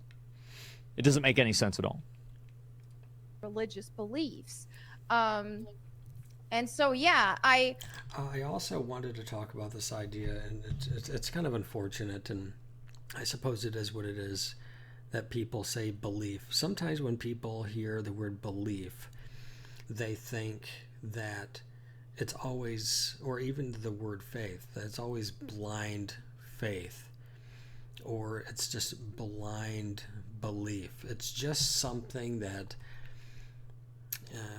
it's just something I believe, you know. It's just kind of thing. You know, like when somebody says, I like to read my horoscope because I think that the position of the planetary bodies at the time of my birth had an impact upon my personality today, kind of thing. You know, now maybe you do have people who just simply believe things to believe them, you know, because maybe they don't have anything that's well thought out. So nature abhors a vacuum. So it just, something is going to kind of fill that place of trying to understand their personality and this is the explanation that they are giving to it.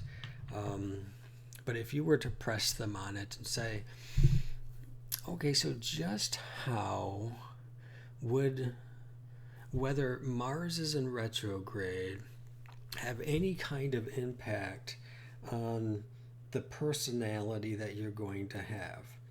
You know what I mean? It's kind of like the nature and nurture discussion, because it's, you know, what is of nature, what is of nurture. Obviously, you know, a rock that happens to be millions of miles away, you know, even light years away and crap like that, have any kind of natural, you know, something that's according to physics, have some sort of relationship or influence on the nature of the individual, or how would it even nurture them in any kind of way?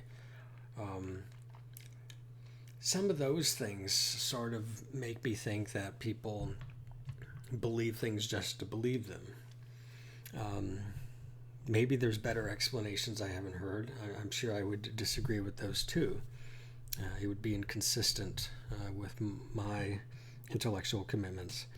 But too often when people hear this, oh, this is my faith, You know, it's like this neat little quiet, private, personal little thing that I believe, you know, in the corner of my mind, but I have absolutely no explanation for it. I don't have any rational basis. I have no experience in my life whatsoever. It's just this little kind of subjective, undefined kind of thing that you just rattles about the mind. Because once again, nature abhors a vacuum. There's going to be something that is going to be a thought that somebody has about something. So maybe they like horoscopes. But that is not to say, particularly from a Catholic perspective, that when the term faith is used, it is not used to convey blind faith.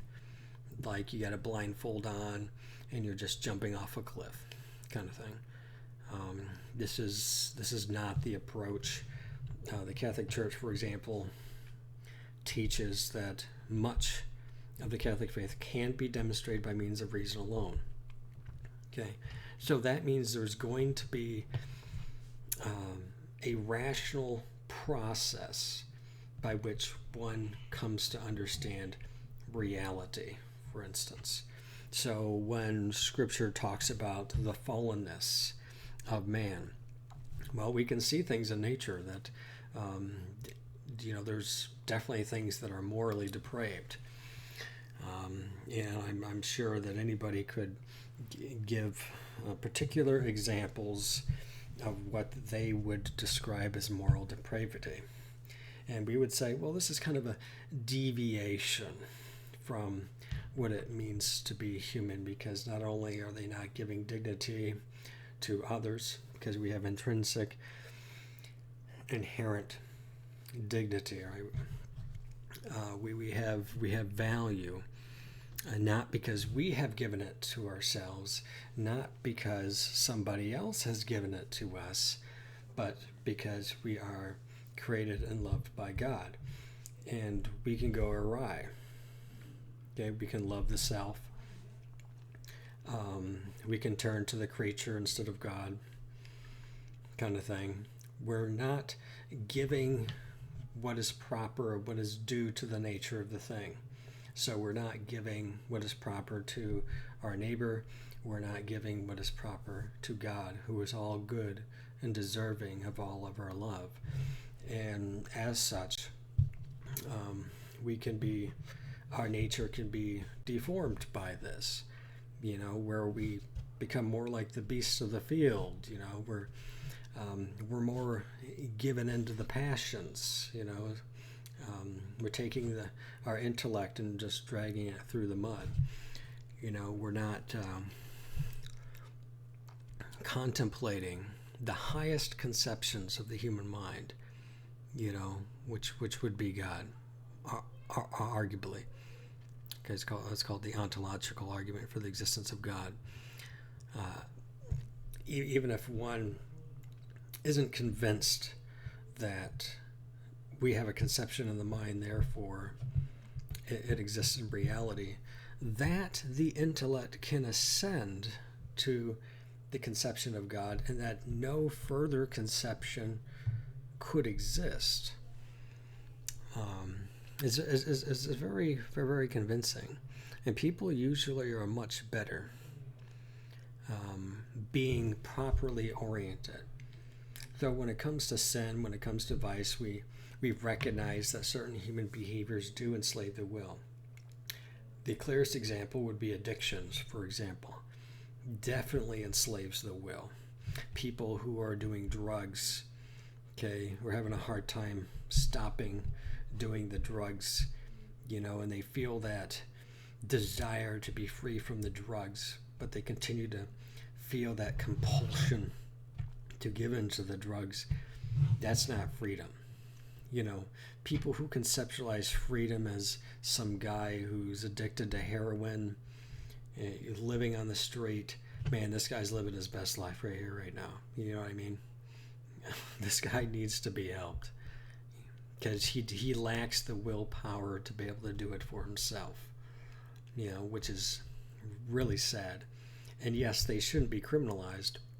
They need to get the help that they need, which is to what? Help them strengthen their will, help them to find freedom from those compulsions, right? Because freedom is not just the pursuit of pleasure at all costs and the avoidance of pain at all costs. That's not true freedom. Often we find the most virtuous thing to do is to embrace pain and to delay pleasure, because we have an intellect that can perceive a greater good than those things. We're not in the mere state of nature, but people can kind of sully the intellect and act like more like the beast in the field and so on and so forth. And much of what we refer to as sin is reflected in this reality that we experience. This is kind of what we mean by sin. There's a kind of brokenness. Things could be better. You know what I mean? These things aren't good or healthy for the soul. It's unhealthy for the soul. We find this kind of weakening of the will. Our rational capacity is pressed down, is darkened, and this is what we mean by the effects of sin. And a lot of what we understand of salvation is to be delivered from these things, right? To be delivered from these things. And not only that, but to bring us to the point where our will can give what is due. Give to yourself what is due. Give to others what is due. And give to God what is God's. Right? Somebody says faith is not logical. Well, that's the problem. That is the fundamental problem. And like, if faith isn't logical, then that's totally fine. But whenever your faith isn't logical, don't expect everybody else around you to also abandon their form of logic and their critical thinking. And in my opinion, the greatest gift that God gave people, the ability of metacognition, to think about thinking, to exist and acknowledge that existence. Yes. Do not fucking take that and say that people aren't able to do the exact same thing. Yes, exactly. I like this. Metacognition. Our ability to have this self-awareness, for us to think about our thinking. It's like what we were talking about earlier about natural law, that because we have an intellect, we can perceive the proper end of things, right? The proper order of things towards their natural end. We can see these things. And animals certainly don't have any conception of morality at all. We are a moral people. All right, we can reflect upon that question of oughtness, which is awesome. We have this capacity. So yes, once again, faith is not blind. See, when I became a Christian, I was more agnostic. I was sometimes wondering if there wasn't a God. Sometimes I wasn't quite sure. And if there was, gosh, what are the philosophical implications of that? My intellectual journey was what I would refer to as an intellectual journey, which is kind of interesting because from the Catholic perspective, okay, God created an immaterial, immortal soul, and the powers of the soul is the will and the intellect, and there's a primacy of the intellect. So what's kind of interesting about that then is that the intellectual journey is the spiritual journey. It's the intellect that rises to perceive goodness, truth, and beauty, right? The transcendentals. And so for me, my spiritual journey is very intellectual. So for me, it had a lot to do with, okay, well, why am I Catholic? Well, I became convinced of the historicity of Jesus Christ. I became convinced of the reliability of the New Testament documents. These documents portray the teachings of Jesus. He made these claims. These things happened that validated what he did through miracles, resurrection, all of the above. And he established a church with a teaching authority. This can be seen historically in the early church in perpetuity to this day. This church continues to have that teaching authority. It continues to pass on that apostolic tradition. And I can learn from this. I can have my conscience formed and my intellect informed, and I can contemplate these things as part of my journey as a whole. But I came to this position through a very long process of contemplation. A lot of people, even most people, don't do that. But essentially, there is that idea of defend the faith that was once and for all given unto the saints.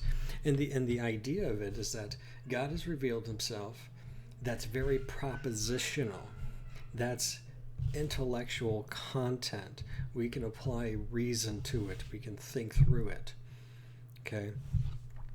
And so, if God promises something, we can trust that God is going to be faithful to that promise.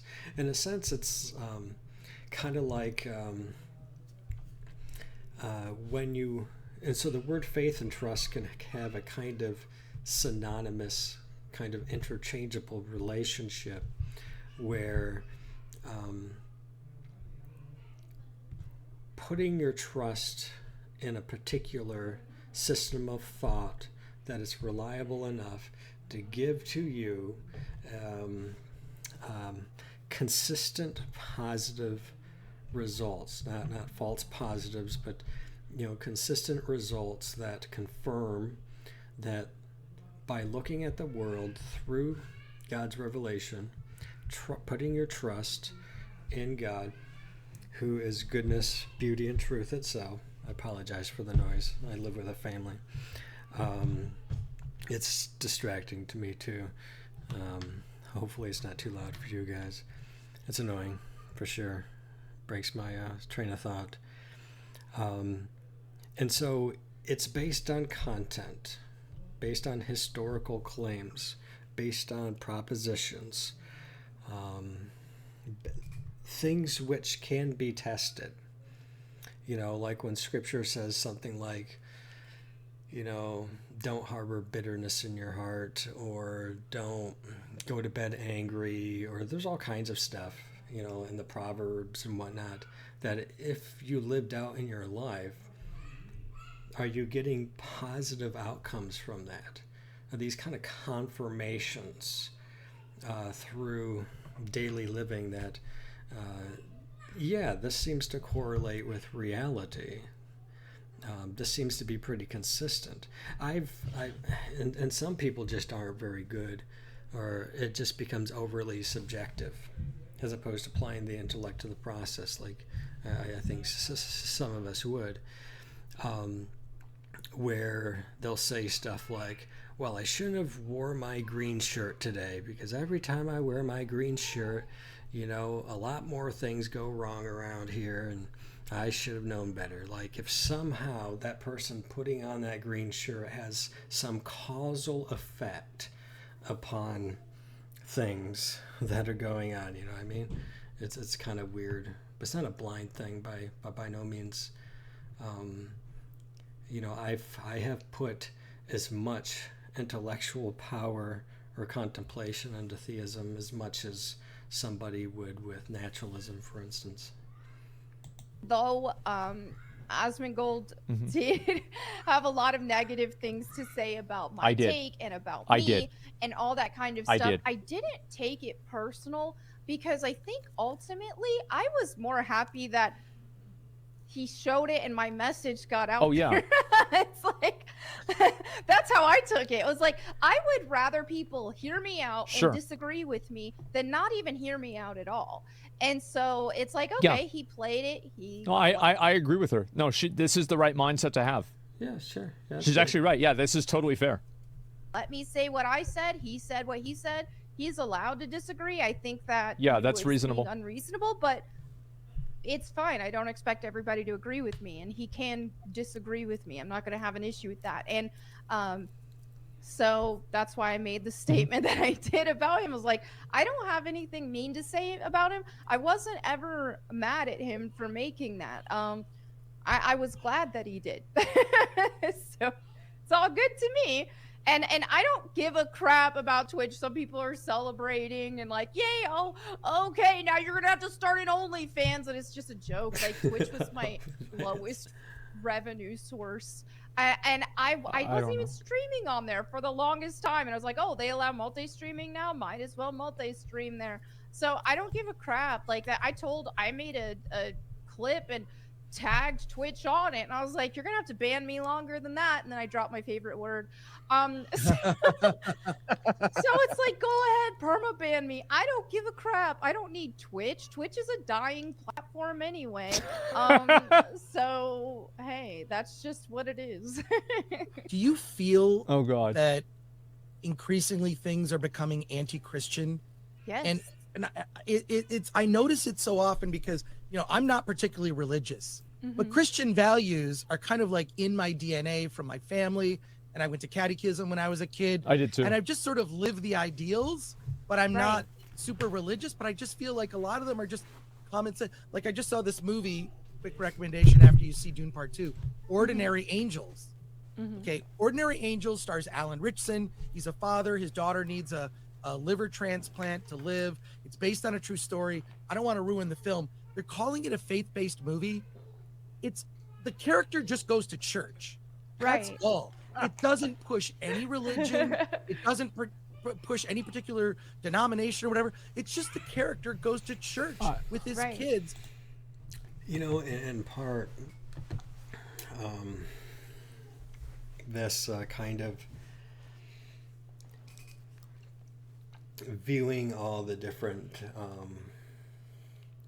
like the Catholics, the Eastern Orthodox, Methodists, Baptists, Calvinists, you know, all the Wesleyans, all of that stuff, as just different divided denominations, which is like the conception of denominations is so foreign to the history of the church. Number one, it's an anachronistic application of a modern idea, which is unfortunate. And this has kind of led people to a kind of moral position where they have this kind of generalized spirituality about them.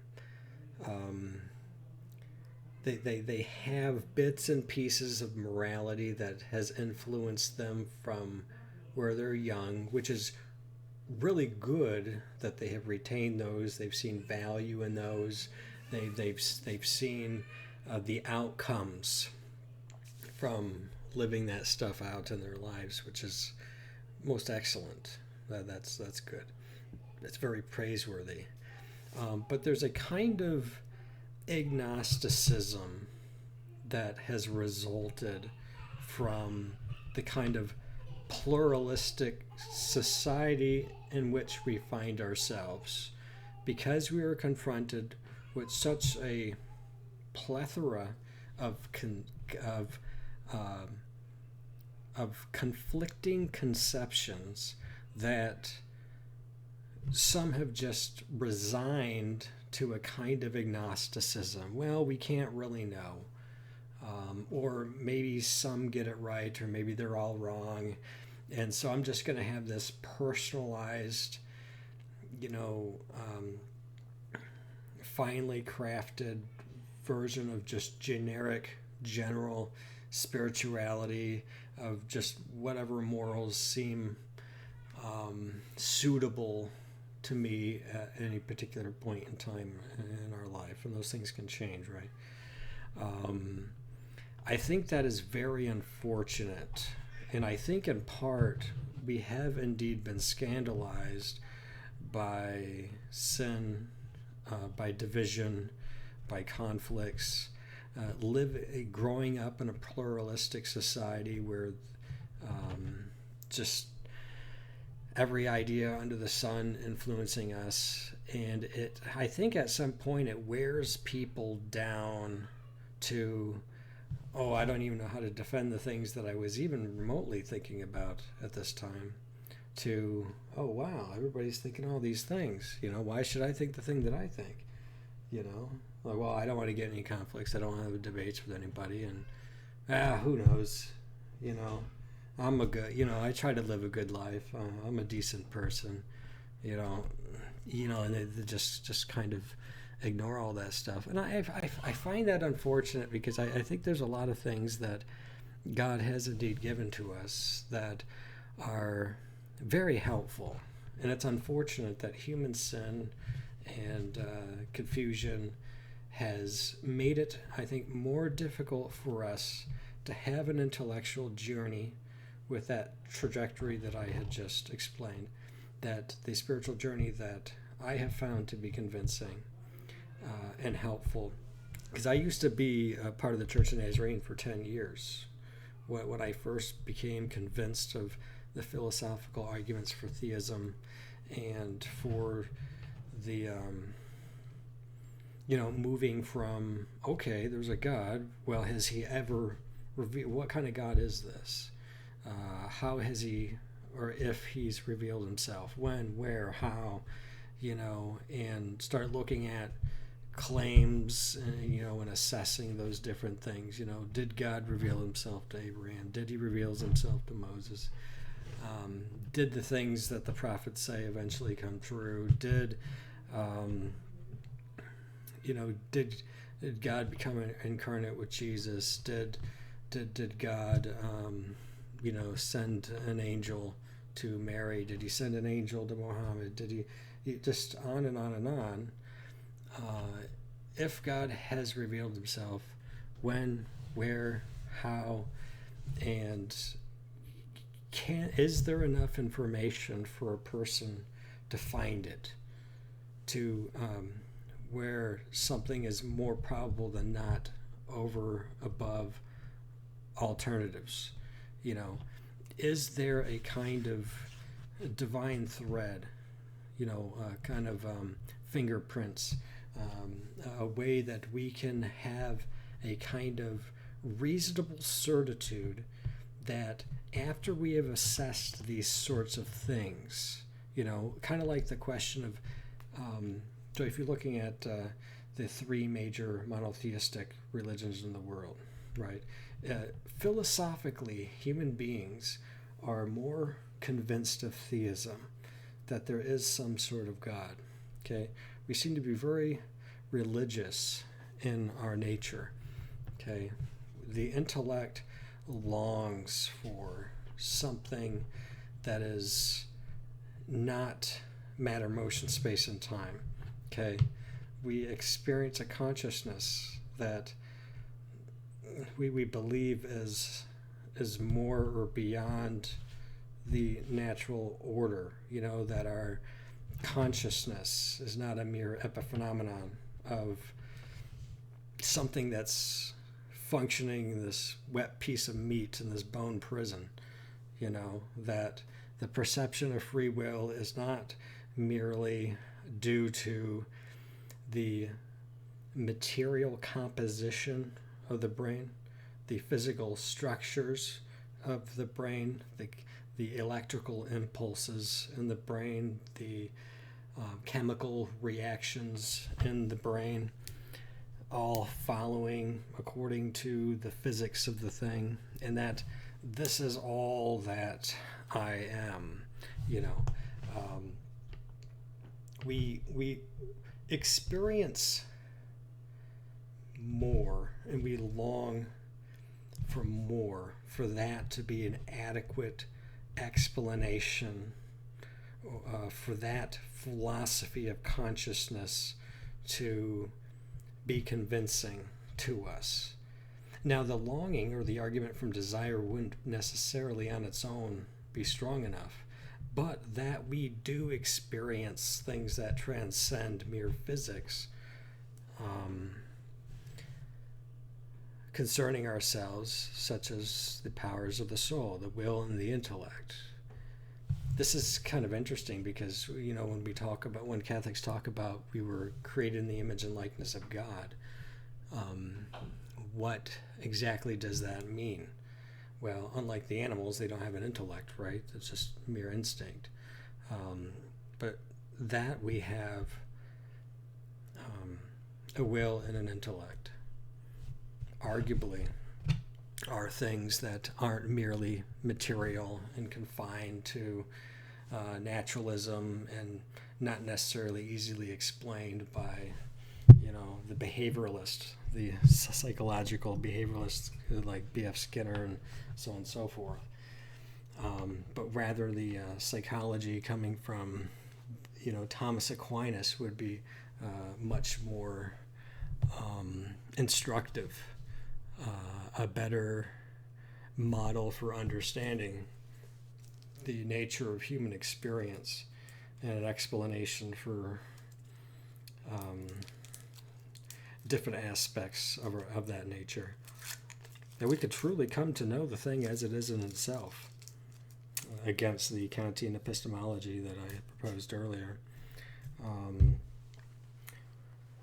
But yes, this idea of just having a kind of generic spirituality, I get that a lot. I've gone to different groups before and stuff like that, and for self-help and stuff, and a lot of times there's people in there who, or you maybe like a 12-step program or something like that, it kind of becomes a replacement for you know, a kind of organized religion, you know, as opposed to, so it becomes more of like an individualized, disorganized kind of thing, right? And that, I think that form of spirituality is quite popular, but I think it runs contrary to what Christ had established. So yeah, I think a lot of people have been scandalized by these kinds of things. There's so many conflicting and competing ideas that just assault the intellect. We don't know where to start. We don't know where to go. We don't know how to get there.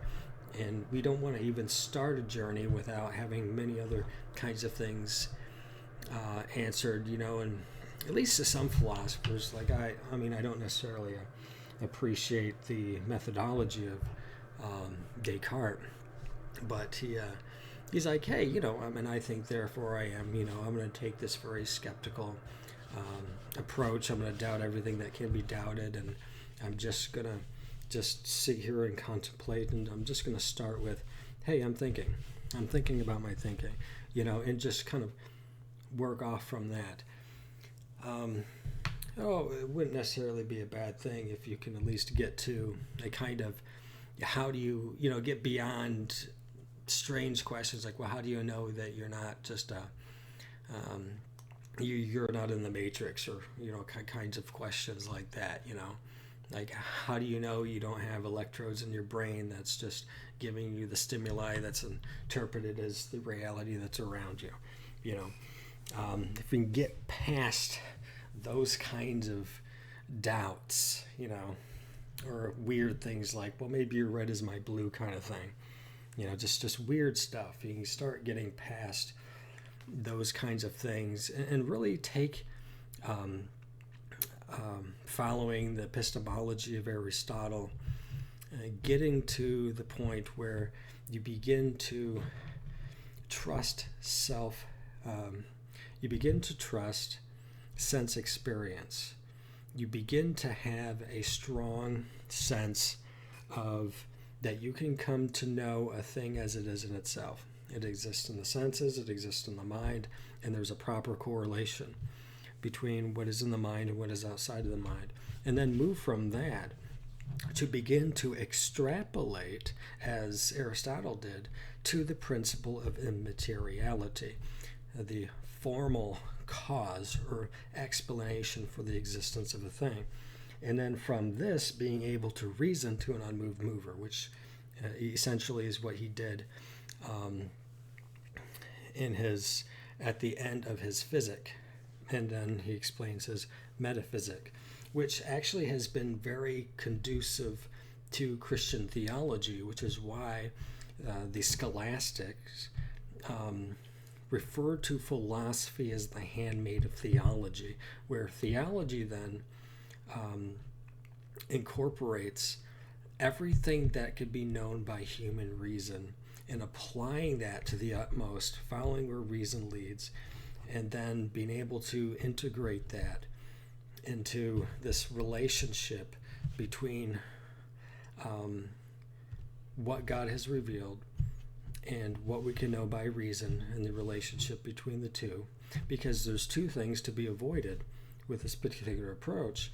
One would be to avoid the heresy of the fideists, who basically said that, well, you just have to believe divine revelation. You just have to blindly believe it. It may even be contrary to rational outcomes, right? But yet you still believe it, even though it's inconsistent. These are the fideists. You can't really know. You just believe it to believe it. I hate that. So when people think of faith and belief, usually they're thinking about the fideists. No, that's heresy. The church is against that. Don't worry. The other error would be the rationalists, who would propose that if you can't demonstrate it by means of reason, then it's not something that can be known or exists.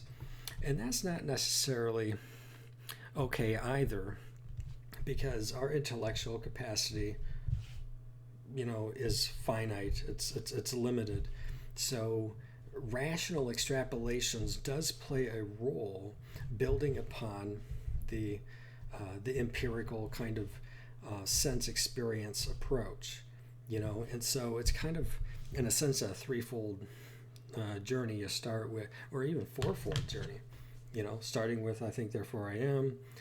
We move to sense experience, and that kind of with empiricism. We move from that to rational extrapolations, to the principle of immateriality and the formal cause, and then move and then be able to demonstrate most of what God has revealed. And then we look at the things that God has revealed that we haven't yet reasoned to, and see if it's consistent, and if it's not contrary to reason, is it logically consistent with the other things. Can we apply a certain amount of reason to those things? And then once we find those things to be consistent, now you have a cogent worldview. But you see, it's everything I just explained is not, while it's kind of like a model for an intellectual journey that one could propose, it nevertheless is something that somebody would have to explicitly work through intellectually. Because once again, like I said before, the intellect is a power of the soul, so the intellectual journey is the spiritual journey. So we have to be able to think through these things. So this idea of blind faith or the fideists, no, not at all. There's God has more for us than I think some people think. But they're calling it faith-based. And this movie, by the way, beat Madam Web at the box office. Oh. Is that supposed to be impressive? Yeah, who knows where that guy's going with that? I don't know what kind of contribution that is. Maybe the movie's great, but I'm just saying, I haven't heard a single good thing about that movie ever. Oh, last weekend. So yeah. So little recommendation, but I'm wondering how much of the discussion in the background that he's reflecting on, and I'm reflecting on him, reflecting on them. How much content is there really going to be more? It kind of makes me think that I've gotten kind of a glimpse of, based on some of the things that he has said. And I'm wondering if, given the fact that I have spent almost 2.5 hours reflecting on, and some people think I ramble. That's fine. It's actually purposed rambling, if that's a real thing. It's just not non-purposeful rambling. It's purposeful contemplation. All right, where I'm trying to share conceptions that exist in my mind to the concepts that I perceive are being presented to me or are reflected in the speech that I'm hearing. So what I'll do is I'll do a conclusion. I do think that there are a lot of modern philosophical notions that may be predominant in our culture that aren't good because they're novel. They don't correlate to reality more because they're newer. And ideas that have existed from antiquity are not bad just because that idea is, codified in a certain work that happens to be extant to our day for the first time, that at least that we could see, right? Definitely probably existed before, or writings that are extant, but just from a historicist kind of perspective, just looking at that, and then say, okay, because this is way back then, that's obviously not relevant to us today. It's antiquated. It's this, that, and everything else. We didn't know better, all of that stuff. But I think from what we looked at and what we have discussed is that we do have to be very careful we have the need to, it's necessary for us to evaluate the spirit of the age. We have to look at what are the predominant philosophical ideas that are influencing us. Is it the skeptical epistemology of Kant, who drew a distinction between the pneuma and the phenomena? Is it some of the resulting postmodern thought of conflicting meta-narratives, but ultimately underlined by kind of, we don't really know, kind of skepticism, applying kind of like a radical skepticism to everything, and who knows anything about anything kind of attitude. We've been influenced by Sartre in his existentialist axiom that existence precedes essence, which was a reversal of the scholastic notion that essence precedes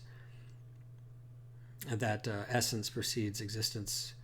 And that's a huge shift in philosophical influence, because it's slightly rooted in the philosophical conflict of the Middle Ages concerning the realists and the nominalists, between the ideas, the relationship between particulars and universals, and are there universals, and so on and so forth.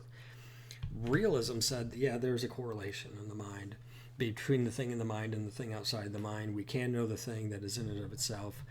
And to use the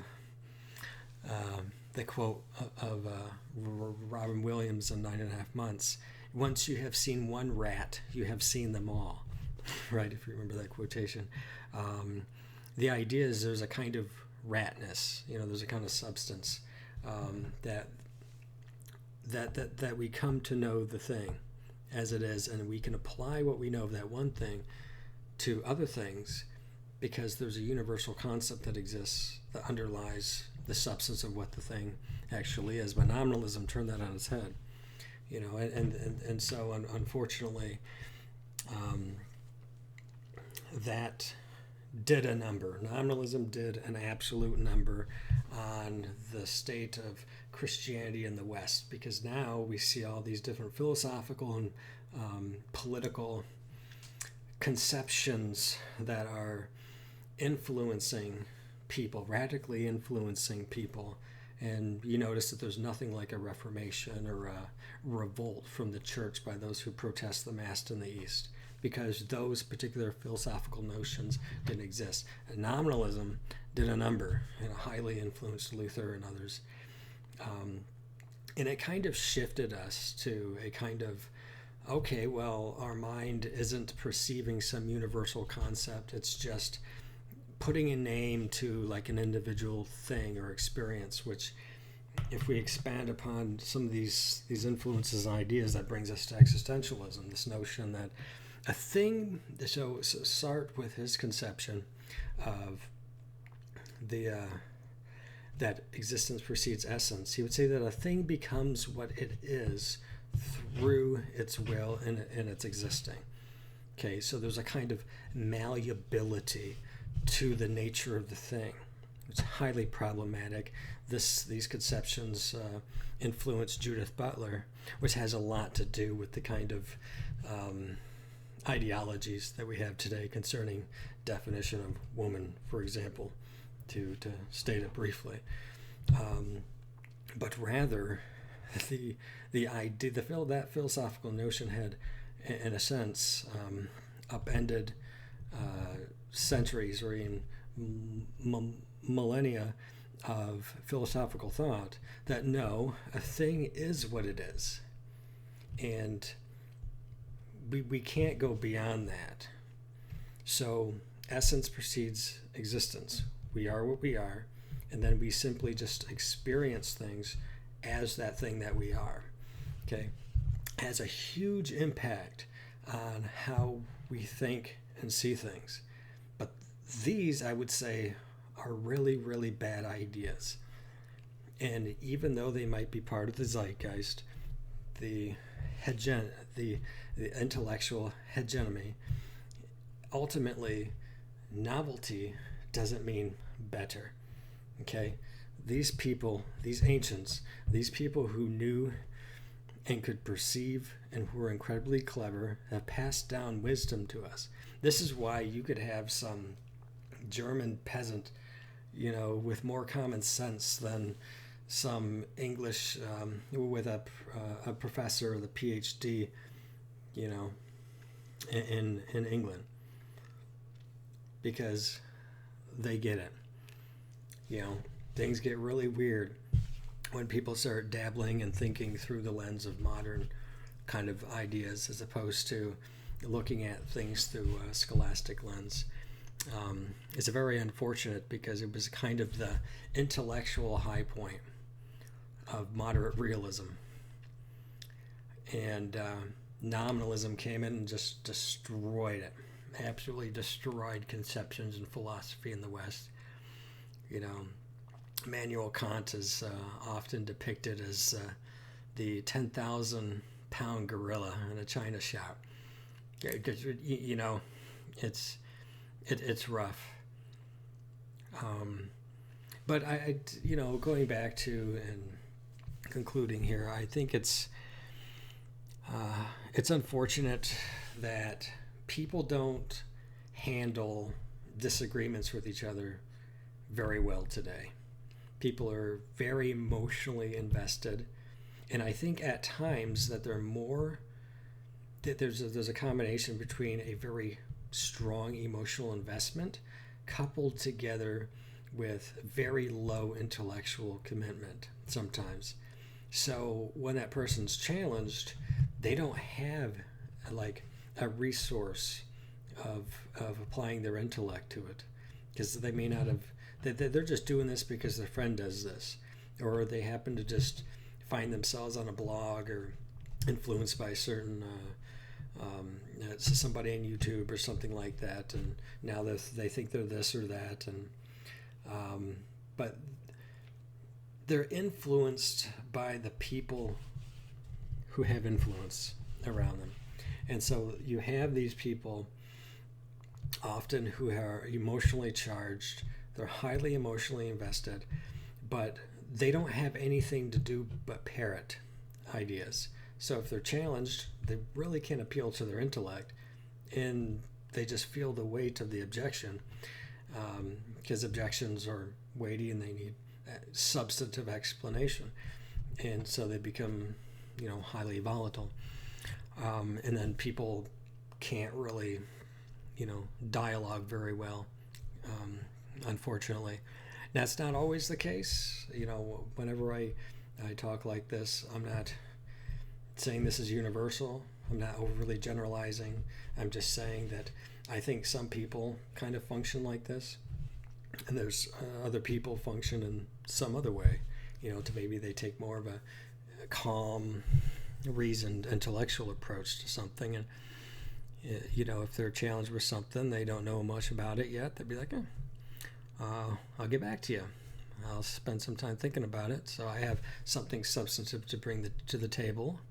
It's not a gotcha moment kind of thing, It's no, if you propose an idea, I think it's fair.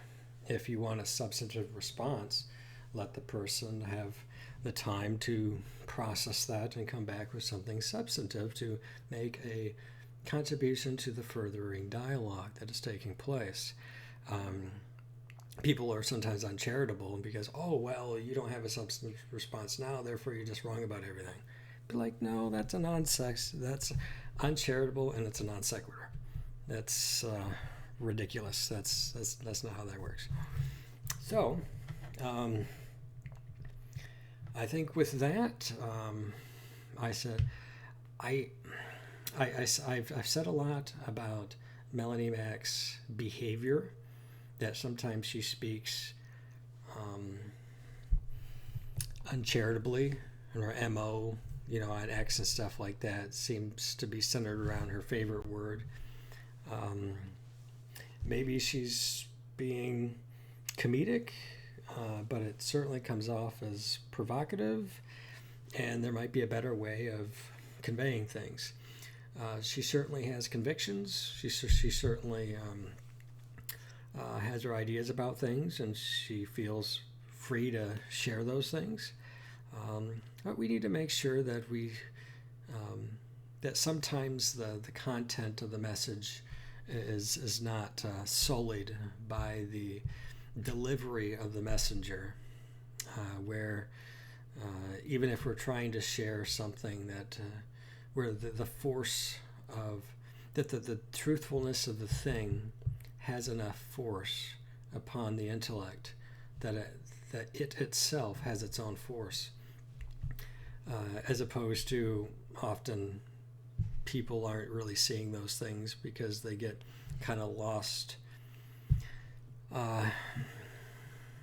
in the way it was delivered, and people sometimes can be very unkind in how they say things, but there's a certain gentleness and charity and with which we need to say things, not condescending, but always understanding that each person making a contribution to the conversation are coming from a place that that they are presently convinced that their ideas are the better ideas, and keeping that in mind, and then hopefully through the process, it's not so much a debate between two competing meta-narratives or intellectual constructs that exist merely in the mind, but that both intellects can perceive and look at nature and reflect upon reality and rationally extrapolate, abstract concepts that we could apply and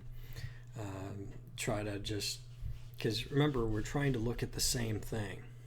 And sometimes I think people can kind of get lost in their own thought process, which may or may not be right, But I think ultimately we all want to have a kind of reasonable certitude that we're not completely duped. Nobody wants to be duped. We all would like to have an accurate understanding of reality, and I'm no different. I'm constantly challenging myself intellectually, and to rework ideas, and it's helpful. Not everybody feels comfortable doing that, but I put myself in that place a lot, so I think that could be a healthy approach, perhaps. Though sometimes it makes me feel too uneasy a lot. Sometimes you have to kind of to take a break and let the dust settle, you know. It's kind of nice to stir things up, you know, like a stew, and you can start to see the vegetables and stuff, and then when you stop, you know, everything just kind of settles and let the dust settle and wait, and, you know, get a glimpse of this and that, and then let it just kind of soak, you know, let it marinate it a little bit, and, you know, and then come back to it. Yeah. But yeah, I do think that she speaks very strongly and uncharitably at times. I'm glad that she feels very convinced. I think the content that she has shared that I've seen so far is consistent with Catholic teaching. Maybe the way that she's going about it is a little too abrasive, you know. Maybe turn that sponge around. You know, that green abrasive side can be kind of rough on people. You know, you could be a little bit softer and still clean things up and get things wet. So,